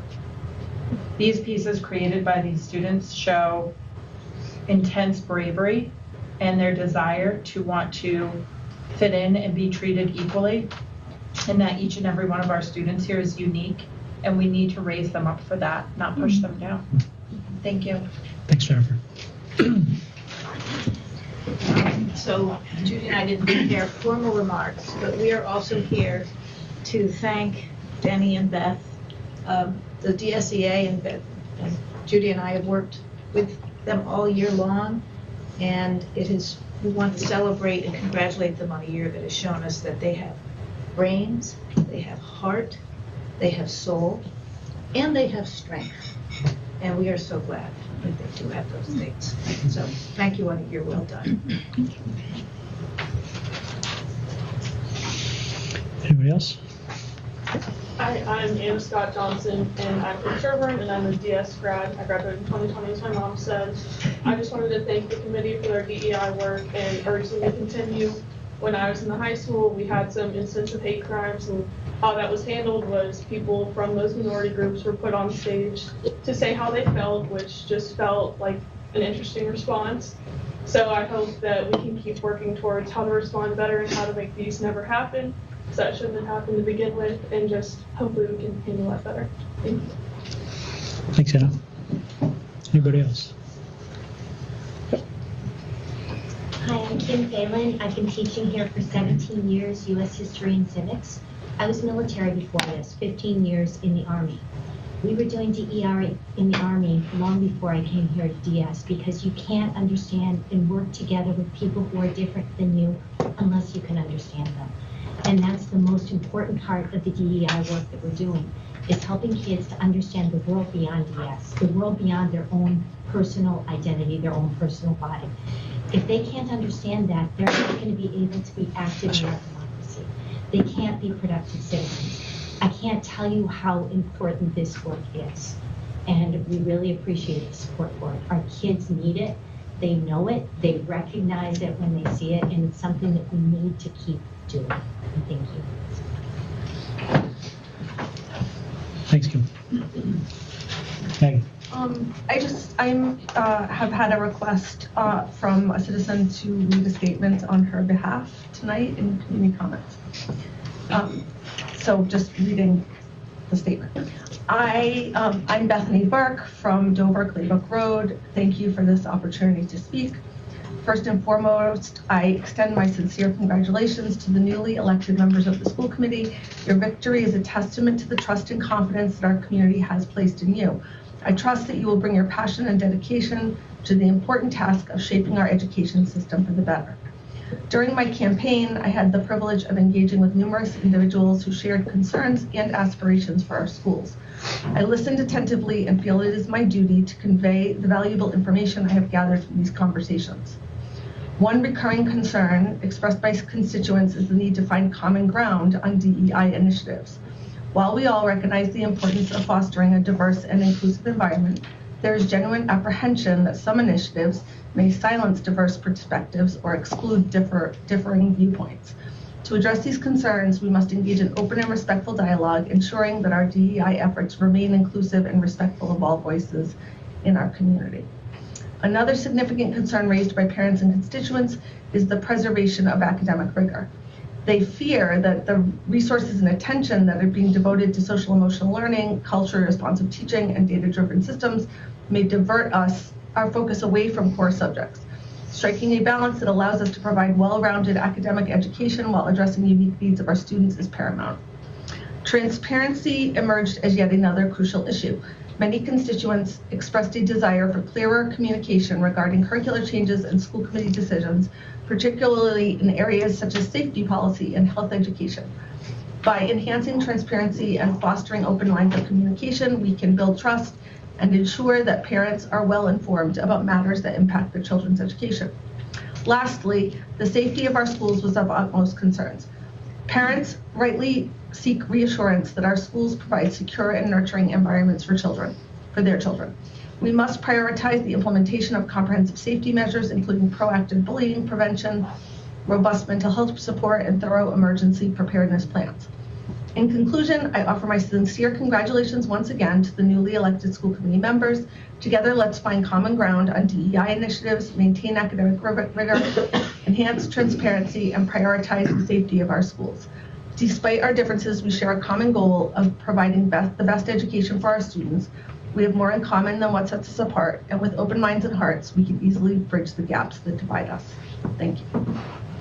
Thanks, Bethany. Thanks, Maggie. We have Rob Andrews, who is online and would like to speak.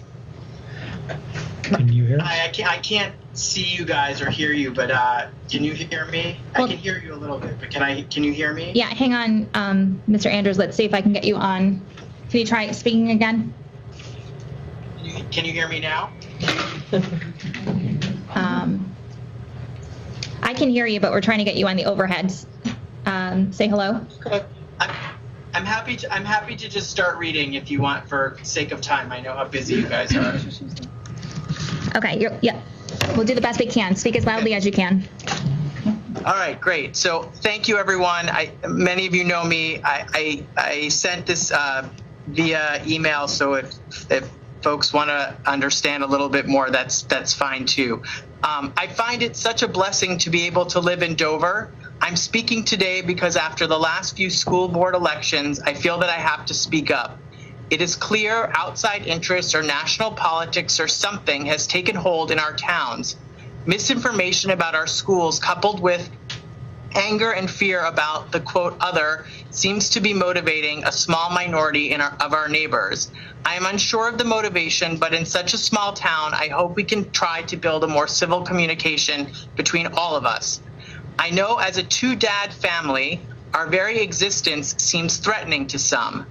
Yes, we are different. Our children experience life differently, but we also share so many commonalities with most families at Chickering.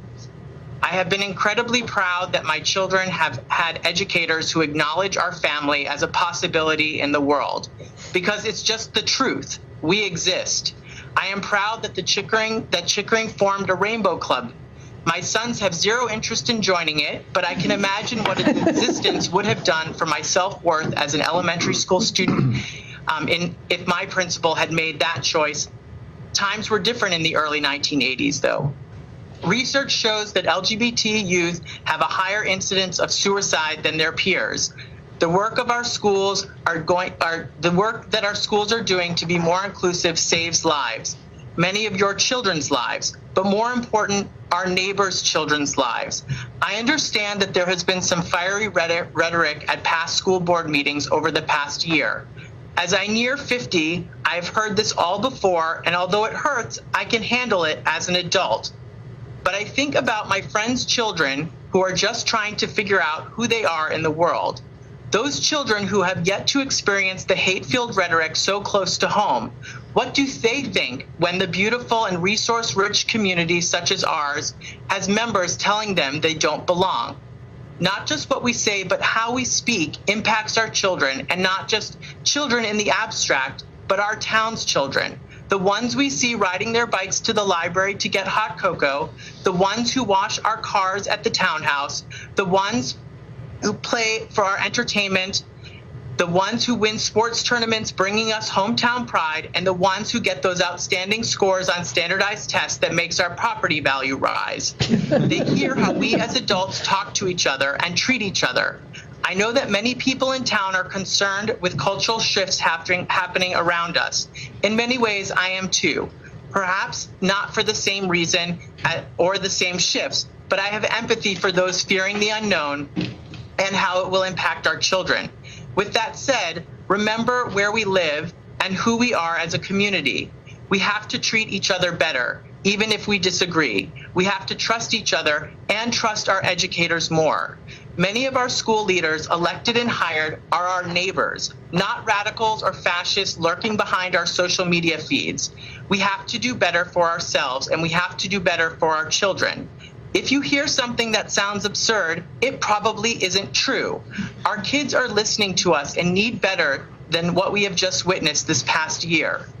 My life experience and research has shown me that those with the highest degree of disgust or discomfort with homosexuality or different gender expressions typically are struggling with something inside themselves.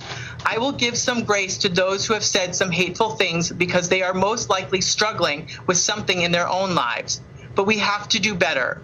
We all need to give each other some grace and have empathy for those different from ourselves.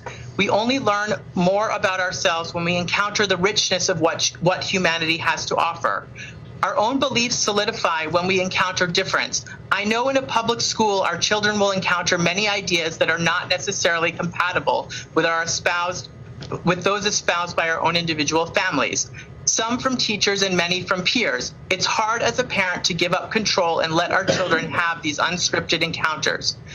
We are Jewish, yet one of my son's good friends tell him often that Jesus is perfect. I have not complained to his teacher nor to the child's parents. Rather, this opens up a wonderful conversation at home about our belief system and how we respect and befriend people different from ourselves while holding on to our own beliefs.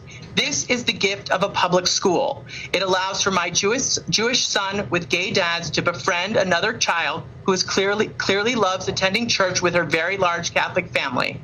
It is not what I expected, nor did I necessarily want to be discussing at home, but I appreciate that this family exists in the world. I would hope that other parents would welcome these types of encounters and help engage their own children in the diversity they will encounter outside the bubble of their own homes.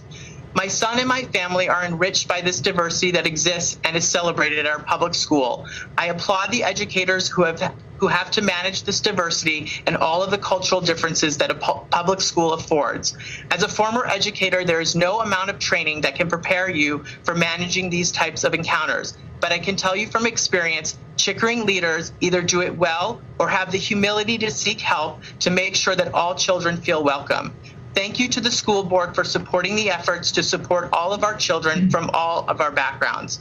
I hope that in the year to come, you are able to continue this work, but also that our community lowers the temperature around these issues so that we can elevate all of the other important things that you are doing at our school. I am sorry for taking so much of your time, but I feel compelled to offer these words to the community so that we lift up the work that you are doing to be more inclusive. It is always messy in public education, and I call on my fellow parents and neighbors to lower the temperature so our children are surrounded by the love and support that I know every parent hopes for their children and their neighbors' children to receive. Thank you. Thanks, Robert. Is there anybody else? Nope. Going once? Going twice? No? All right. Thank you, everybody. And that closes the community comment section of the meeting. Appreciate all of the kind words, and certainly things for us to focus on and think about in the year ahead. Great. All right. So next item, superintendent update. Great. I'd like to thank all of our educators for coming, and you're welcome to stay for the remainder of the meeting, but don't feel obligated. I know that you have 2.5 more days of reserve to rely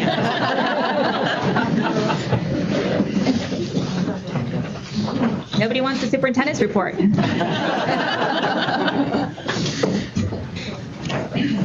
They must trust you. It's being live streamed, Beth. They can watch it and listen to it the whole ride home. Fantastic. There'll be a quiz on Friday afternoon. All right. Good evening, everyone. So my objective tonight is just to provide kind of some highlights from the school year and talk about the work that's going to happen over the summer and where we will pick up when we return in the fall. So I'll be discussing, like I said, highlights, provide a few personnel updates, summer projects, and planning for next year. So as you know, Denny and I were both new to our roles this year and had the opportunity to engage in the entry process. We have already provided to you our findings. I will not go over them all again tonight. You can take a deep breath. But just a reminder that our strategic objectives moving forward, we have 5 buckets that will be focusing our work for the next 3 to 5 years around excellence in innovation and learning, challenging and supporting all students, professional learning and growth for our educators, family and community engagement, and safe and sustainable spaces. That said, I just want to reiterate the strengths that I heard from talking with community members, parents, taxpayers, educators, students, administrators. Everyone highlighted many of the same things that make Dover-Sherborn so valuable. Those include our commitment to academic excellence and our desire to have a rigorous education for all students, the value and love we put on the Dover and Sherborn communities in terms of valuing education, being small, being supportive of each other. Our educators are certainly well respected and appreciated by our community, and our focus on the whole child. So balancing out, yes, the academic excellence and rigor, but also looking at the whole child and making sure that we're taking care of student social emotional needs at the same time. This year, and other highlights, we had several community forums where we were able to discuss the findings of our equity audit and what diversity, equity, inclusion means in our classrooms. There are several resources that are available on the website. There's recordings, there's slides, there is a 50-page FAQ. Also coming out of all of this work, both the entry plan and our community forums, it was an opportunity for our community to come together and say, what is it that we really believe in? So again, our goals, initiatives have grown over the last 10 years. So we want to make sure that all of our students achieve high levels of academic proficiency across a wide range of assessments that they can demonstrate in many ways, that we want to make sure we're growing the skills and competencies in our portrait of a graduate, that we're nurturing the social emotional wellness of the whole child, and that we're preparing students for a diverse, rapidly changing world. So all of these discussions this year have landed us in this same place that we will continue to go back to. It's also made us realize what we believe in terms of teaching and learning. I won't go through all of these before because I know you've been on the forums and rewatch the recordings and all of the notes and all of those things. But I think it's important that when you go to the new DS website and it says who is DS, we are DS, these are the principles that are going to be there in terms of what we believe in support of teaching and learning, and as well as the idea of belonging for all of our students. So all of the opportunities we've had to engage in these conversations this year have landed us on these common principles that we all share. We've also had an opportunity to think about what our curriculum should include, and I don't want to take this slide away from Denny, but these are the pieces that underlie what it is that we use to develop a comprehensive, thoughtful curriculum. And this is the tool, or this outlines the tool that Denny's been using with all of our K-12 educators and looking at our entire curriculum to make sure that we're allowing for student voice, student agency, critical thinking, higher order skills, et cetera. So again, all of the discussion, all of the research, all of the work this year has landed us in this common place that we can always go back to. Excuse me for a second. Programs this year, as a reminder, we had our program reviews from DESE focused on English language learning, special education, and title grants, many without findings, and a few good reminders to move forward. We finished contract negotiations, and you'll be voting on not only our educators contract, but 3 of our 4 association contracts this evening. We have a new website coming. I joke that it's called Denny's website because he's been really leading the charge, but it's been a lot of work by Denny and by our assistant principals and many of our program leaders getting that up and running, and so hopefully that will have a soft launch in mid-July, and we'll be looking for feedback before it goes kind of viral in September. And also, after 2 years of research, we are bringing on a director of human resources that will be sharing with the town of Dover, perhaps with the town of Sherborn moving forward. We have extended an offer to an individual, and we are just working on kind of the points of the contract and negotiation. So we'll be announcing that person soon, and they will be starting in July, which is very exciting. All right. A few highlights surrounding academic excellence. Thanks to Denny's leadership and that of our principals and our K-12 PLC curriculum and department heads, we have identified best practices for teaching and learning in all 4 of our buildings. We'll be coming back together this August and having our instructional leaders look at the similarities. We've had that opportunity. We know that they're very similar, and hashing out a K-12 list of best practices that you can expect in classrooms throughout a child's continuum of learning, obviously little tweaks as they get older and more independent. Denny has been working with the leaders on the curriculum audit. You'll get to hear more about that next year in terms of their findings and the tweaks that they've been doing. Very positive feedback from the teachers in regards to their feeling that it's made them a better teacher and thinking about the curriculum more holistically and meeting the needs of all learners in their classrooms. The elementary math pilot continues next year. We did small pieces of work with Illustrative and Eureka this year. Next year, our elementary educators will be working more comprehensively with Illustrative Math and Reveal. So we're being very careful and thoughtful about the programs that we're exploring and looking at data and feedback before we make a final decision moving forward. We have several additional courses. I don't need to read all the slides to you, but especially at the high school level, we've rolled out new AP computer science, forensic science, and financial literacy continues to be the most popular course at the high school. So kudos to our department chairs and faculty for working on those. And coming soon, as a result of all the positive feedback we're getting from students about these expanded courses that are relevant, we have another AP computer science coming in a year or so, some business courses, an interdisciplinary course, and robotics. So lots new and exciting at DSHS. Several extracurricular achievements. I won't go over all of them, but we're 3rd in the state mock trial. The Science Olympiad did fantastic this year. Our mock trial team, our robotics team is the largest to date. Our physics team placed 1st and 2nd in the state. So many proud accomplishments for our students and their advisors. College matriculation, you have a list in your packets. Congratulations. All of our students graduated on June 1st. 96.6% of them are college bound, so let's make sure that US News gets that right this year. And we have 1 doing post-grad work, 3 heading on to work, and 1 still working on their plans. So excellent there.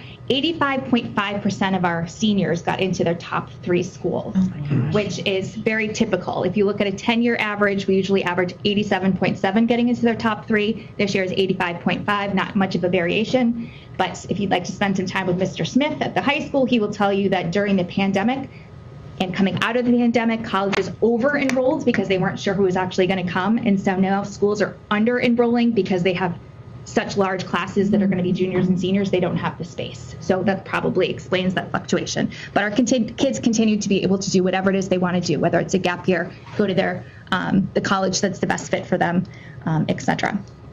In terms of student belonging, many thanks to Kate McCarthy, our Director of Student Services, who is here tonight. She's been doing phenomenal work with our principals, our coaches, our leaders in terms of, especially the elementary level, having the data team meetings, looking at student data sets multiple times a year, identifying students who need short interventions, long interventions, and providing those interventions, and then seeing their growth in literacy and numeracy over the course of the year. So thank you for all of your work there, and that work will continue as we scale that up to the middle and high school and what that would look like. We're piloting the elementary Fly 5 curriculum, which is around bullying and social emotional learning. So we'll continue with that next year. Again, a phased-in approach, slow and steady. We did work with all of our educators, Stop It, Name It, Claim It, as a way of addressing bullying and bias-based incidents in the moment, to just simply say, stop. What you're doing is not okay. Here's why, and let's not do it again. And we're hoping to roll that out with our students moving forward so that we can address things before they become big and ensure a sense of belonging for all of our kids. Safety training, as you know, at the elementary level, we continue to work with our teachers on lockdown drills, and at the middle and high school, we recently partnered with Synergy 911 to do lockdown and barricading with our students, who all were very grateful for the opportunity. They feel empowered to be able to make decisions in the moment and are reassured that we have a plan, God forbid anything happen. And then all of the school-based initiatives, I won't go through them, but assemblies, all school meetings, turkey trots, the Bleacher Project for Inclusivity, peer mediation, so many things happening within our individual buildings to make sure that our students have a sense of belonging. Sense of normalcy this year, closest to normal we've been in a while. I see lots of nods over here.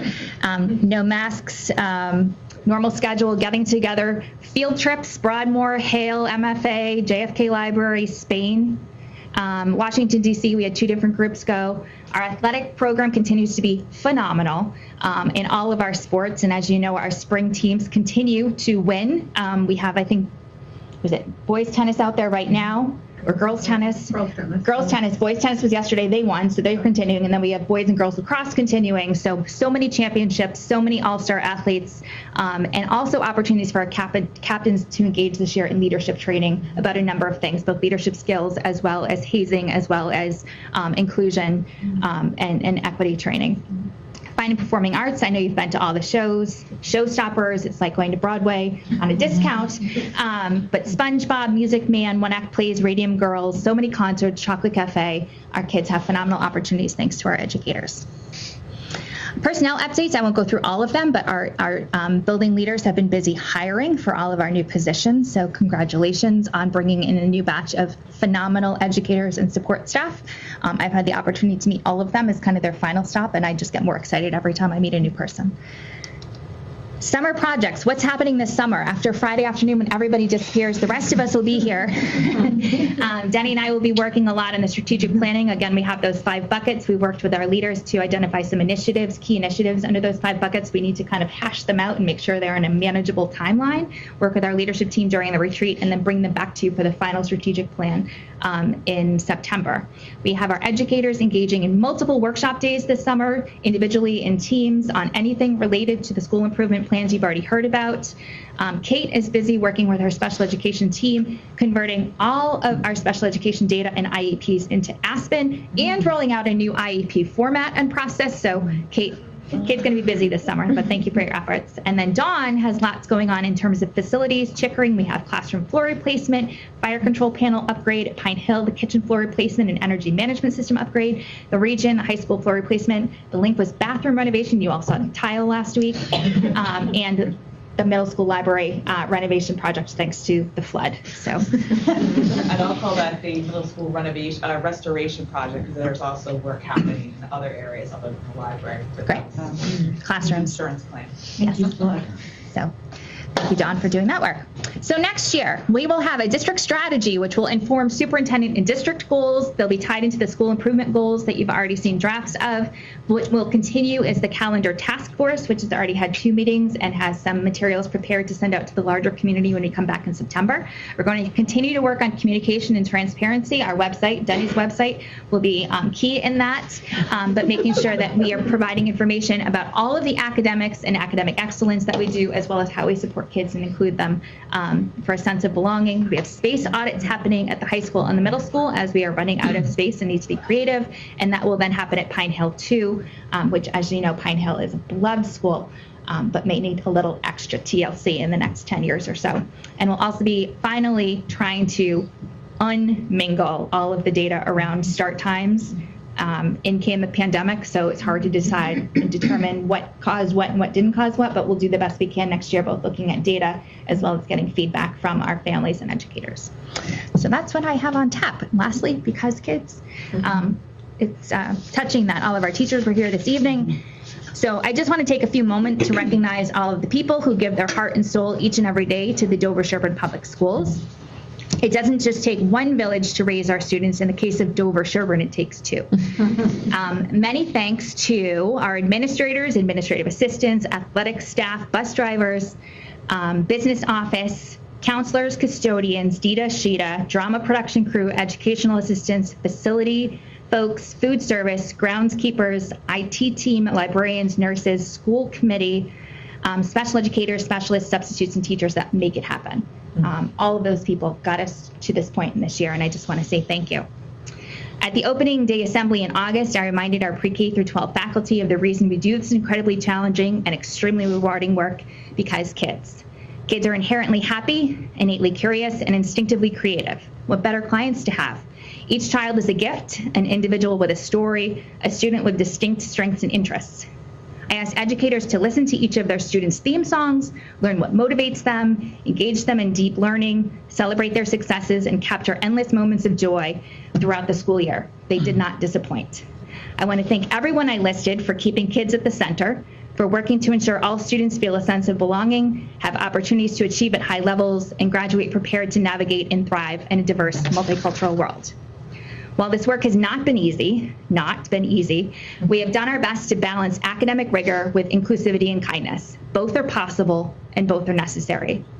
When we returned from summer vacation, I called the larger DS community to unite around our collective why, because kids, to work together constructively and collaboratively to advance the system in achieving its mission and strategic objectives, to support every student to discover and pursue their full potential. Kids are our greatest asset and our best hope for the future. Let's find a way to rally around them together. Thank you for all of your support, and that's my update. Thank you. Thank you. Happy to take questions.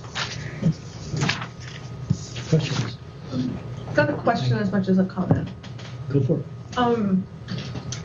Earlier this evening, when many of our faculty members were here, I heard from many people something that, thinking about it, and I've been attending school committee meetings, and between where we've lived and where I've worked in 5 different communities over the past 29 years, and I have never, one time, over hundreds of meetings, heard faculty members get up at the end of the school year and say thank you to their superintendent and their assistant superintendent.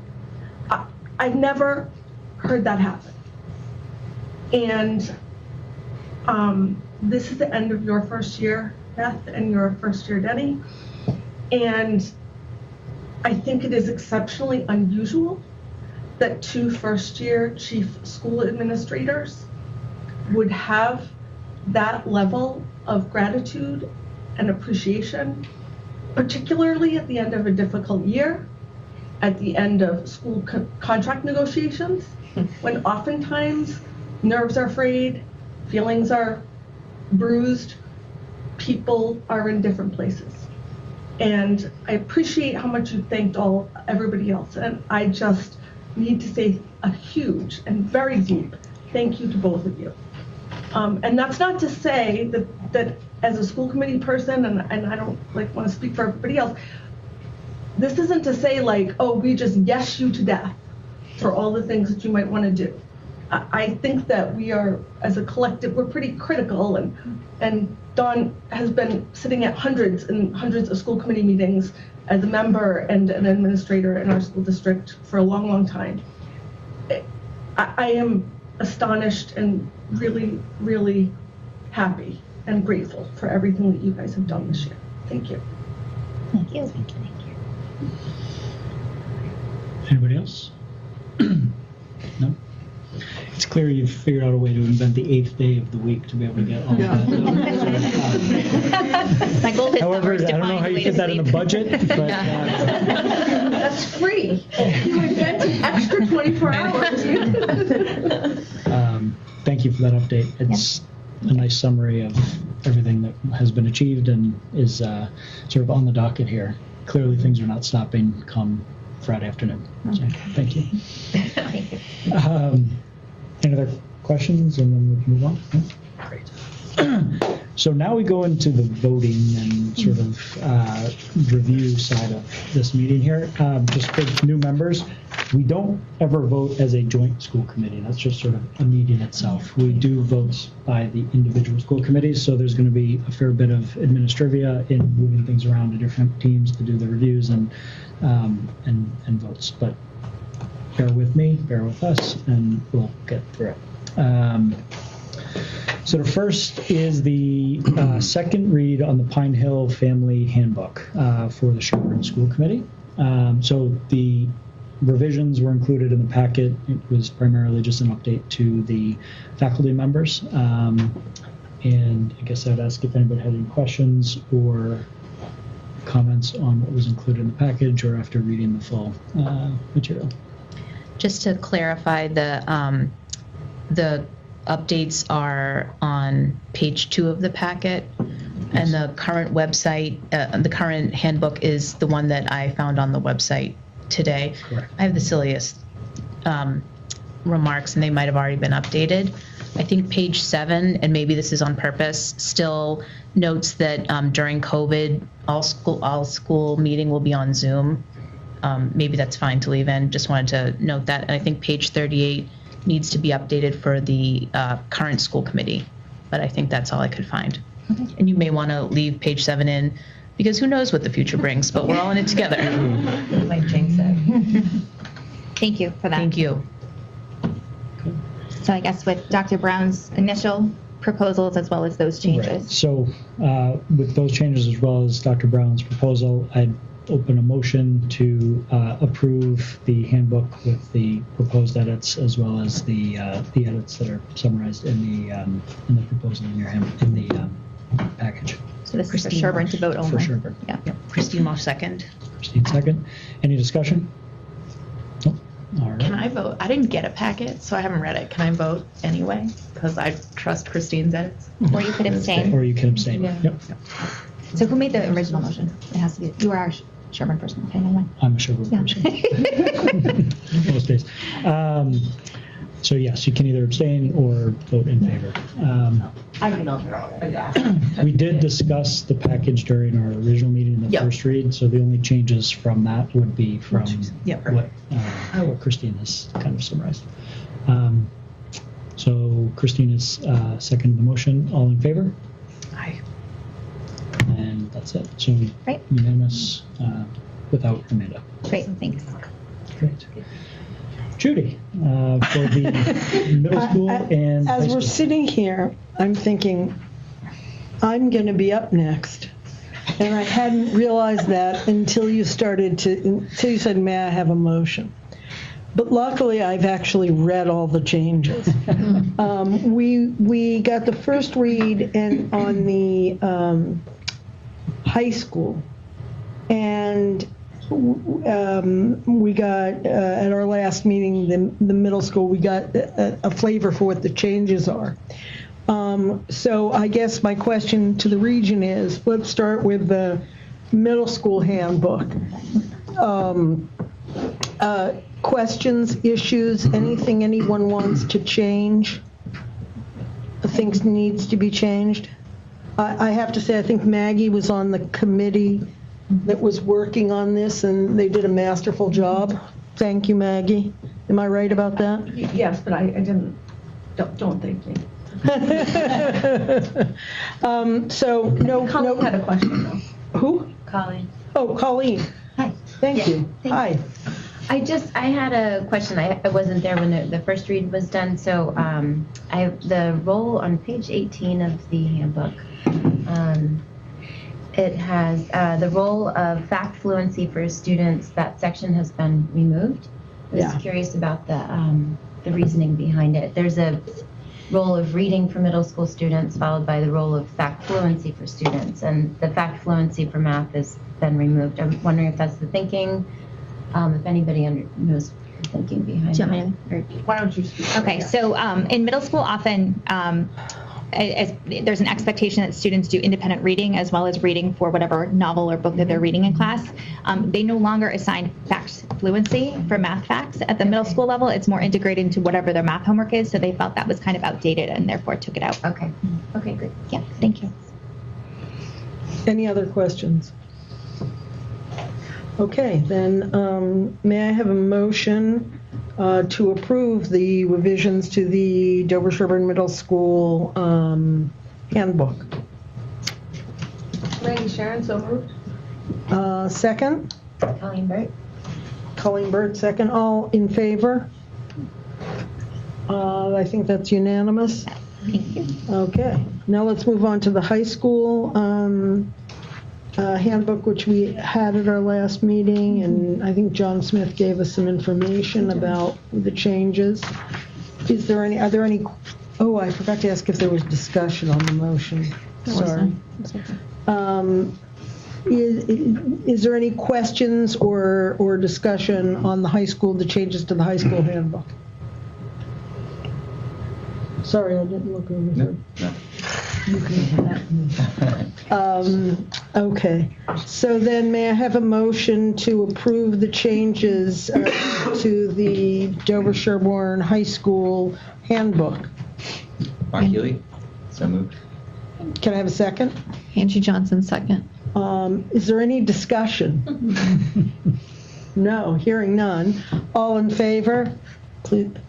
Okay, and that is unanimous as well. Dennis, back to you. Great. This handoff. Great, thanks everybody. So next up is the DSEA Memorandum of Agreement. In summary there is just the summary of the negotiation with the teachers union, and we wanted to just present some of the sort of substantive updates from that negotiation. And to do that, Kate Potter has graciously agreed to summarize some of the salient points. Thank you, Dennis. So we'll be asking any remaining members to jump in as they would like to. Okay, so first I just want to say that we have 3 people who are missing because their terms ended, who were on our committee. So Lynn Collins, who recently ended her term on the regional school committee, Gita Russo from Sherborn, and George Morrill, who represented the town of Sherborn on the select board side, have all just finished their terms. So they're not with us, but I want to give out a huge thanks to them, and in particular to Lynn, and I hope she's listening, who was our chair and led us, with deep thought, clarity, kept us on track. Made a million amazing slides and graphs that I don't know how to do, and just really kept us moving along. So a thank you to all those people who are not here.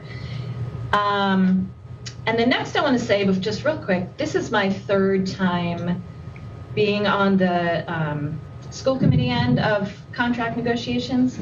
And the first time, it was my first year on Sherborn School Committee, and I was like a deer in the headlights when I said yes to it. I had no idea what it would entail, and I learned a ton. But each cycle, it's, some people are the same, some are different, but what has always remained the same, which I think is very Dover-Sherborn, is the commitment of both sides to really try to understand where the other is coming from. And, you know, negotiating anything gets sticky, and there were sticky moments, there always are, but we were able to come back and say, okay, this means a lot to you, and maybe we're not totally understanding why, or this is really, really complicated for the school district, and maybe we haven't explained why well enough. And I just felt like I was so impressed with both sides for coming together, and it was a pleasure to be a part of that. So I understand a lot of the teachers left. I'm glad some are still here. So please relay our thanks to the rest of your team. Okay, with that,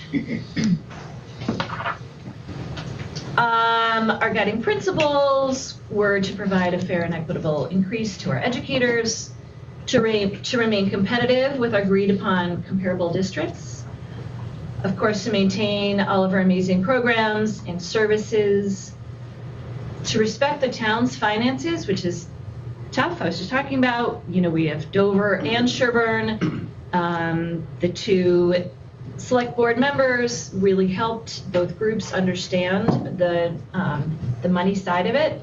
There's only so much, so how are we going to parse that out? And of course, to keep our contract language current with any changes in federal and state legislation.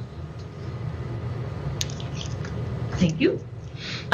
So where we ended up is teachers are on a matrix salary scale. So for fiscal year 24, 25, and 26, we came to agree on a 2.75 increase plus $300 per step in the matrix, which equates to about 3.05% increase overall for all 3 years. And then for Appendix C, which is mainly coaches, drama programs outside of the school day folks, FY24, a rate of increase of about 2.6, 25, 1.6, 26, 1.6. Does anyone have questions about that, or do you want to jump in at all, Dennis or Beth or Don, before we? Yep. So I think, while it may seem simple, that it's sort of a relatively straightforward sort of increase over the course of the 3-year contract. So again, 1 point, the contract covers a 3-year period, and we kind of negotiated for each one of those increments for each year during the contract. One of the stated goals here from a financial point of view was to obviously maintain sort of a fiscally responsible sort of standpoint from a town finances perspective. But we also have a goal to remain competitive with our comparable districts, as Kate had mentioned. And I think we spent a heck of a lot of time looking at the comparable districts. Not all of the districts have settled their contracts, but we've tried to do some work to sort of model out where they may land, as well as using data from districts that already have agreed contracts or in the middle of an agreed contract. And our goal is maybe not to be at the highest, but we wanted to be sort of right there in the middle and recognize financially, as well as with a lot of the other elements of the contract, how much we value sort of the educators that are here coming in every day. I'll say where we landed was within 0.1% of that top sort of grouping of comparable districts. So we are we're where we want to be, but very, very competitive with what we would consider our comparable districts. And that comparable district grouping is something that we agree with the DSEA at the beginning to set some norms and expectations around how the sort of negotiation would continue.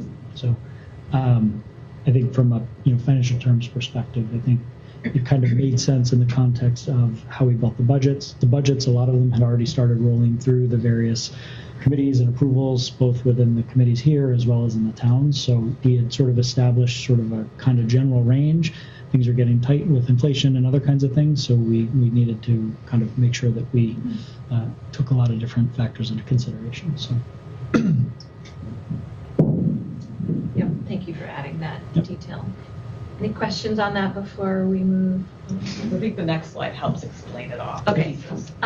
Would you like to take the next slide, Don? Or Dennis? Sure, Dennis. Yeah. Sure.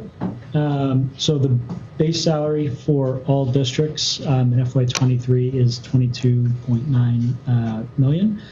The step increase, so as Kate had mentioned, there's kind of two attributes of the financial increase from sort of a remuneration perspective. The first are steps. So as you progress through your tenure and levels of education attained, those increases for this year in FY24 is what's pictured here, amount to about $376,000 of increase, which represents about 1.6%. The COLA increase or cost of living increase is sort of a flat on the top percentage, which is that 2.75 that Kate had mentioned earlier. That represents about $642,000 of additional cost, and then the $300,000, which Kate had mentioned, is sort of added on to that COLA. Represents just under $70,000 of cost, or 0.3%. So when you take all of that together, the FY24 educator cost is roughly $24 million and change, or a 4.74% increase, which is within range of where many other sort of constituencies within the towns are seeing sort of remuneration increase.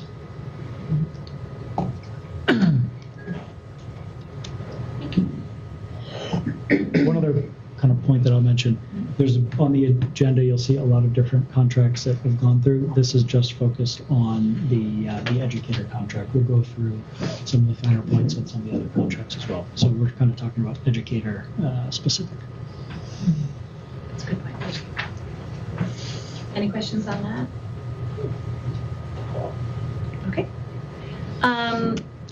Okay, so then I'm not going to read all of this, but some other things in the contract. Summer curriculum work. We added compensation, or a larger compensation, for days that teachers have to move their classroom, largely at the elementary school. It takes a lot of time. I remember doing it myself a long time ago, to move your entire classroom to another room. Maternity and parental leave, we've changed to parental and child rearing leave, and really just this aligns with being more inclusive for all parents, birth mothers, fathers, adoptive parents, foster parents. 8 weeks of leave for all parents, using your accrued sick days and personal days. Professional development. Educators hired after June 30th, 2023 will be required to complete a course on DEI, or culturally responsive teaching, within the first years of employment. The cost of the course will be covered by the district, and the educator will receive 3 credits toward a lane change, which is part of the matrix. Same opportunity is also available to current educators. And then new hires incorporates existing mentoring and induction program, but we make it a little more formal, allowing a second year of mentoring for new educators, educators new to teaching. Non-financial agreements. There's always some housekeeping. Really, it's just updating language, making changes that just make more sense. You know, for example, you mentioned, or somebody mentioned, the COVID language, changing things that we're not dealing with anymore. Cafeteria duty, defining the term duties more clearly, and eliminate outdated language regarding volunteers, number of volunteers needed for certain duties.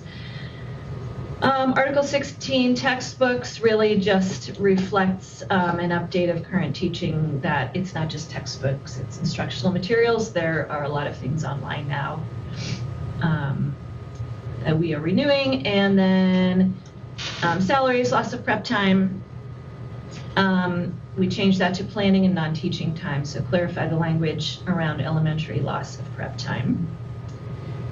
And then our insurance and annuity plan, we expanded our offerings to include 457 Smart Plan and Roth options.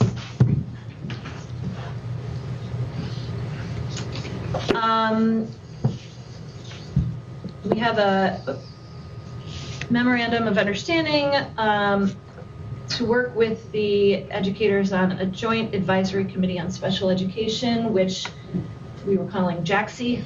A group to begin in 30 days after ratifying the contract with the purpose to review current workloads and schedules of special educators, service providers, specialized program liaisons, and to make sure they're within current contract language and work conditions.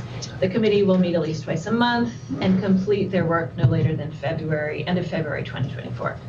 And then proposed recommendations will be presented to the administration for consideration and implementation as approved. How did we measure up? We feel that this contract has kept us competitive with our comparable districts for hiring and retaining staff, as Dennis mentioned. We feel it's respectful of both town finances.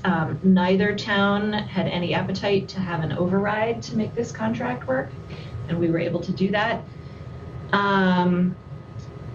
We felt that we were able to work collaboratively with the union's concerns, and the educators ratified the contract by 85% with the DSEA members, which we were very happy about. And then outside of that, of course, it aligns with contract language, applicable state, federal statutes, and future operational needs of the district. And then just a thank you, I've already done some of this, but I mentioned Lynn, I mentioned Gita and George who have all rolled off, but thanks to the rest of the committee who are here, Dennis, Jeff, Liz, Robin Hunter, who represented the town of Dover Select Board. Hope I'm not forgetting anybody. Well, yourself, Beth, Dawn, and our lawyer, of course. And then the educators team, who, as I mentioned, were great to work with. Rob Williamson was the chair. Lainey Glenn, Judy Guin, Amanda Rogers, Christine Atkinson, Anna Sawan, Cam Ritchie, and Anna Martinetti, and other support, Joan Stein, our school lawyer, Beth, Dawn, and Carl Stam, the DSEA union rep. So anybody, did I leave anything out? Any of the team members who are still here? The only sentiment I'd say is that a lot of the things that you rattled through were, I think, things that were in the summary of Dawn's sort of presentation of things that either we're trying to tackle this year or we have on the docket. I think a lot of the things that the DSEA brought up were kind of initiatives that either in one way, shape, or form were sort of moving forward, but I think we use this to sort of clarify some expectations and get some language in the contract to make sure that, everybody feels as though that, it's formalized and has the energy behind it that it needs. So, thank you for that summary. No, I hope it didn't move too quickly. It's a lot of information. Happy to entertain any questions.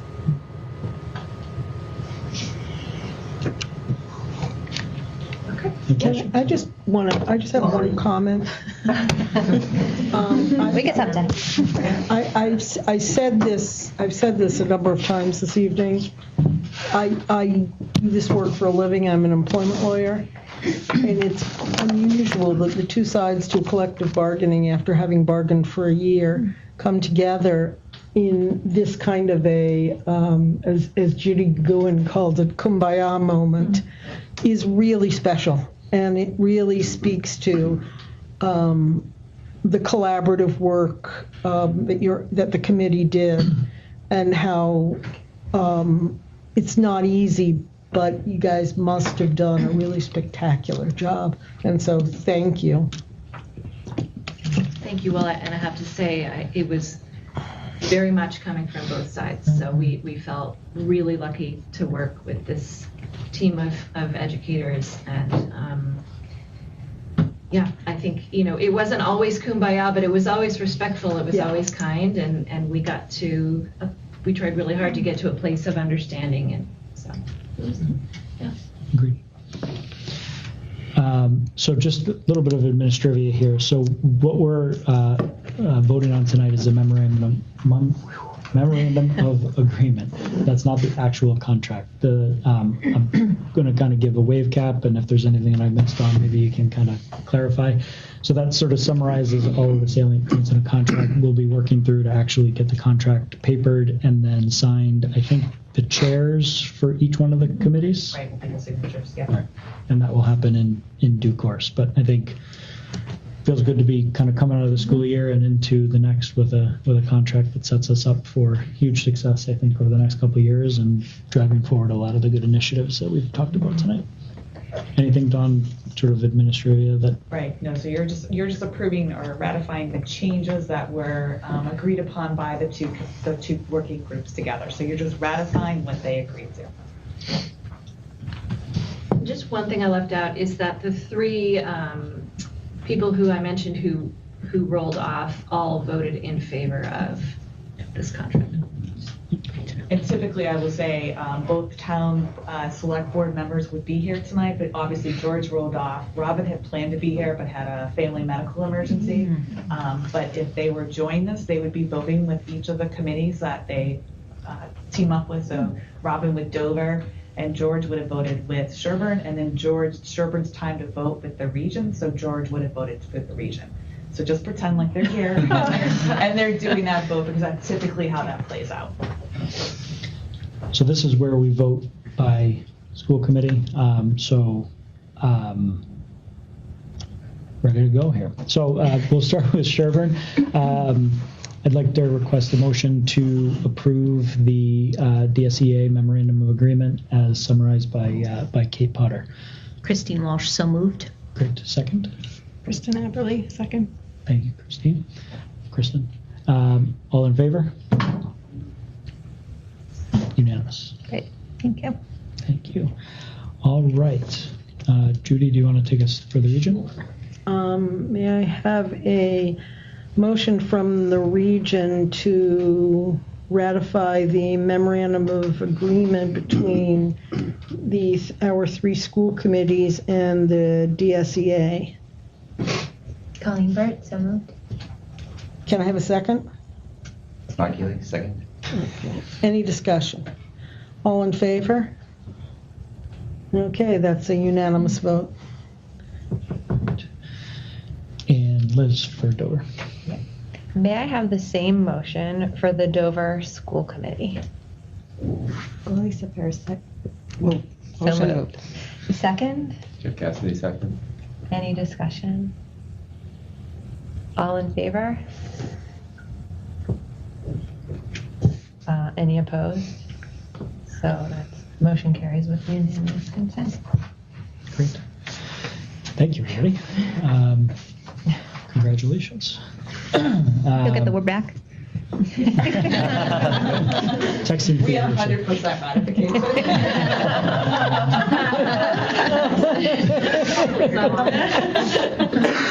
Is there a prize for that?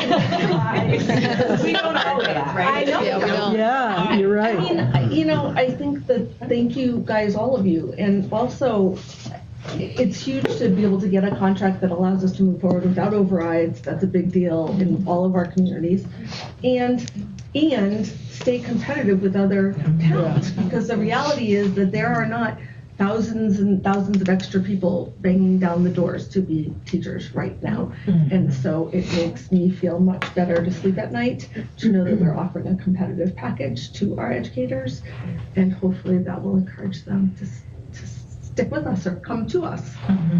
Not every town in our neighborhood has been able to accomplish this. So thank you. Thank you. It was a lot of time on both sides, and appreciate everybody sticking with it and making their schedule available. I think we started October, right? And meeting every couple of weeks. So, all right. So the next item of business is the the association memorandum of agreement for the administrative assistants, custodians, food service, and educational assistants. So Done. we only have the 3 Okay. tonight. So we were hoping to have educational assistants, but it's not ready. But we do have 3 to share with you this evening. And these are negotiations that Beth and I both run with representatives from each of these bargaining units. What I've tried to do for you, and I apologize, I didn't realize until later this afternoon that the memorandums agreement was just a duplicate of the DSEA memorandum, not all of these individuals, but if you look at the packet now, they're there. To put some perspective around it, the cover memo that I included for you, so for the administrative assistants, we're looking at a total of 13 employees. The custodial is 20, and the food service is 15. So that gives you, that should put some perspective on this for you as we talk about these things tonight. With these bargaining units, I think the biggest hurdle we had is what's going on in the labor market right now and the economy in general for these particular employment groups. So we worked, I think the ask came in here and we tried to meet them somewhere where we could, but we also want to be able to keep our positions filled. And I've been saying at all the different school committees, it's been a struggle for us to keep our custodial staff completely filled. We're still not completely filled.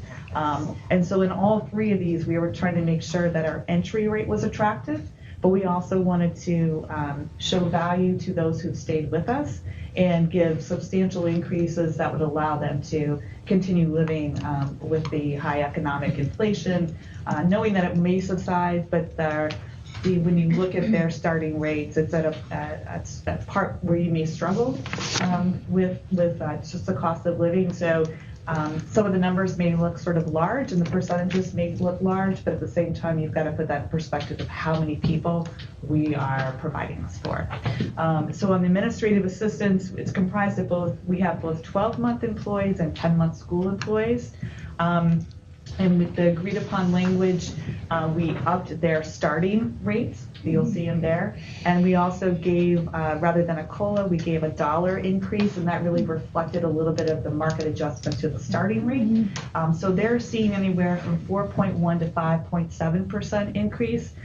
We don't have steps. So if you look at larger school districts who have many more employees in these bargaining units, you will notice that they have steps. So as they look similar to what you saw in the matrix for educators. We don't go to that extreme because it becomes more complicated than we need to, but that's where we bring the longevity in. You probably won't see very many employment contracts around that have a longevity as early as 3 years.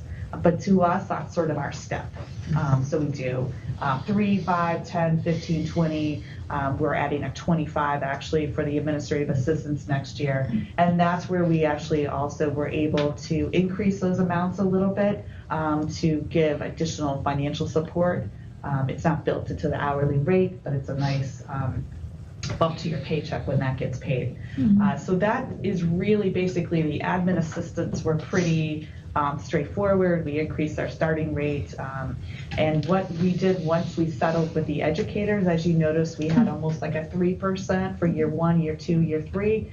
We were equitable in year 2 and 3 with all of the other bargaining units, and you'll see 3 across the board for years 2 and 3. We actually were able to go back to, say, the administrative assistants who had bargained for something less, and we gave them the gift of the 3% because we really wanted to be equitable across all the groups. So that's administrative assistants. The custodians, as I mentioned, we definitely needed to bump up our starting rate in that arena. So you'll see if you look at their wage schedule, an increase to both the day shift supervisor, the evening shift supervisor, but the largest ones to our custodians.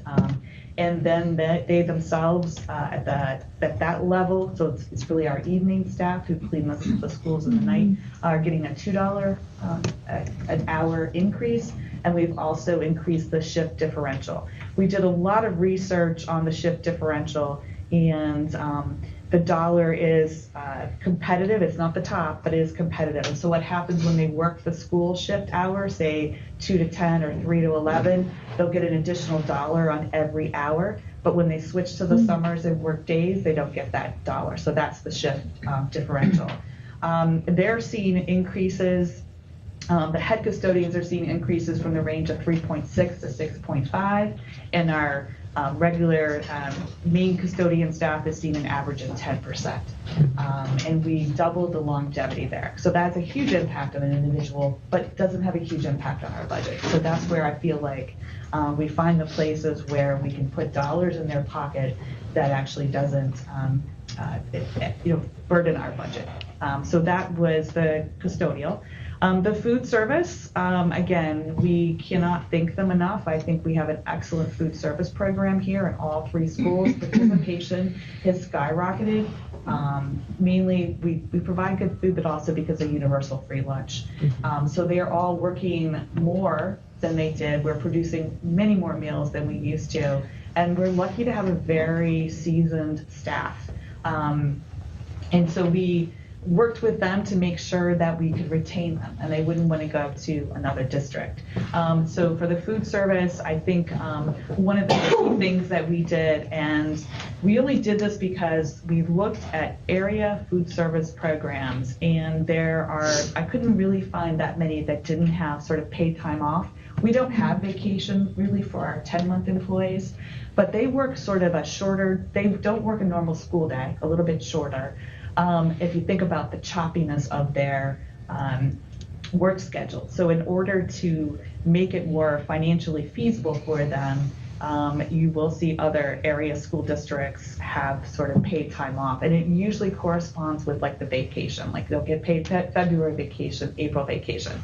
So we did sort of go down that path. And added sort of 2 levels. So there's a 5-year and a 7-year, I believe, and gave them the April break or February break, and then February, April, the longer that they've been here. All but 2 people or 3 people currently in the 15 actually qualify for that. So that was a nice financial benefit for them.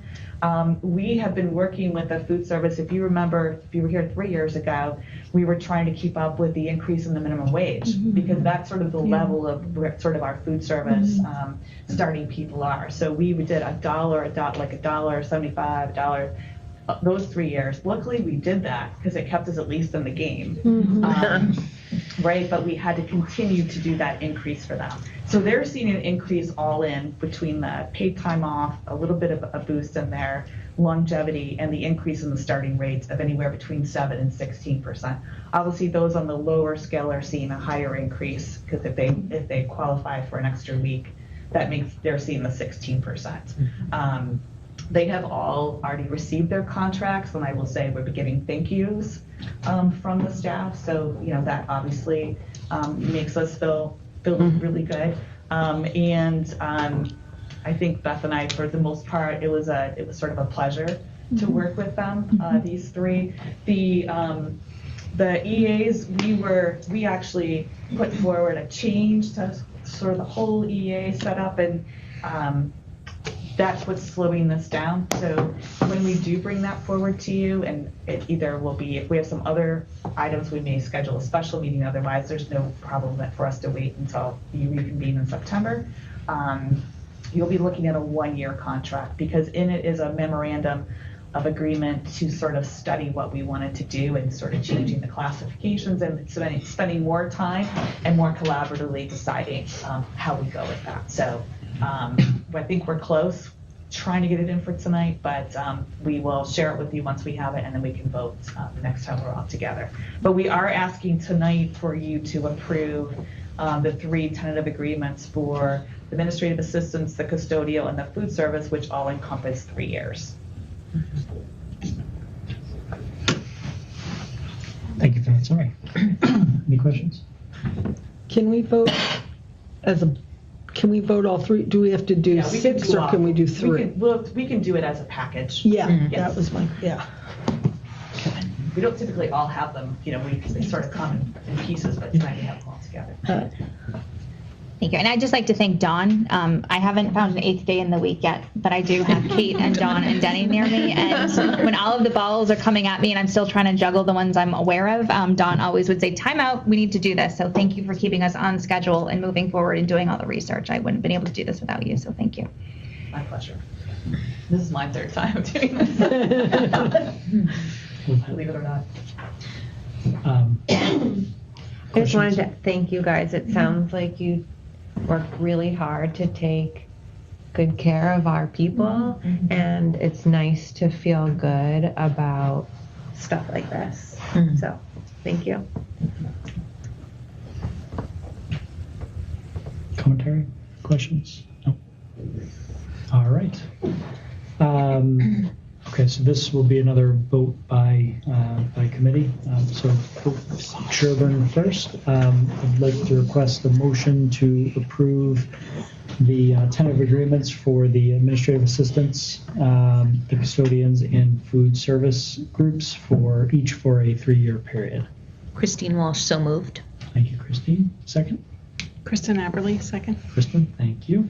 Any discussion? No? All right. All those in favor? Unanimous. Okay. Okay. It's because you look this way first, you know, because we read that. I'll throw a curveball by the end. Yeah. Don't worry. Okay, may I have a motion to approve the memorandums of, is it memoranda or memorandums of understanding? I checked it. They did it correct. It is memorandums of agreement for the agreements for the administrative assistants, custodial, and food service staff. Angie Johnson, so moved. May I have a second? Kate Potter, second. Any discussion? All in favor? Okay, unanimous. Thank you, Judy. Liz. May I have the same motion for the Dover? I like this. Anybody? Martha Castle, so moved. Second? Cassidy, second. Any discussion? All in favor? Motion carries with unanimous consent. I know you've always wanted And I'll just ask for each of the 3 chairs to come see me because I actually have them all here ready for your Yay. signature. Okay. Perfect. All right. Liz, do you want to bring this one? Do you want to explain? Yeah, so the next item is a consent agenda, so that includes 2 things, both the minutes for the April 4th and 26th meetings, as well as to appoint Beth to the Tech and Accept Board of Directors. I asked Beth just to give a quick overview for those that may need to brushing up, or some new members, what the Tech and Accept groups are. Okay, so as a district, we belong to 2 collaboratives. So for the students that we are unable to meet their needs within the district, some of them go to private placements, other public school placements, and several of them go to both the Accept or Tech Collaborative to be educated there. So any members of the Tech and Accept Collaboratives have a representative who sits on their board of directors. Typically, that's the superintendent. So this would be an opportunity for you to appoint me to sit on the Tech Board of Directors and the Accept Board of Directors to represent the district in their work for our students. They provide us professional development too, right? They do, And yes, for the thank you. school, the educators and stuff, so it's kind of a. Right. Except as your transportation for all of our out-of-district students, which is huge. As well as buying options in terms of buying in bulk and Tech has all the bid, so all of our school supplies and everything goes through cooperative, gets bid through Tech as a group. So if you think about all the school districts coming together, we do get great prices through that bidding, and that's where I actually get the Dover oil. Tech does that for us. Oh, wow. Can I buy oil? $2.49. Yeah, so both those collaborators are incredibly important. For those new, you'll hear a lot about those referenced kind of in the meetings throughout the coming year, and that's kind of our what that's about. All right, so consent agenda again by committee. Sherburne first, so I'd request a motion to approve both items on the consent agenda for this evening. Christine Walsh, so moved. We're getting good at this. Thank you, Christine. And a second? Kristen Aberly, second. Thank you, Kristen. Any discussion? Nope. All those in favor? Sorry. Unanimous. Great. Thank you. Liz. Thanks. May I have the same motion for the Dover School Committee? Jeff Cassidy, move. Thank you. Second? Glenn Zipper, second. Any discussion? All in favor? Motion carries with unanimous consent. Thanks, Liz. Judy? May I have a motion to approve the consent agenda? Huh? Do I have to say what it is? The minute, what? Oh my goodness. You're good. What?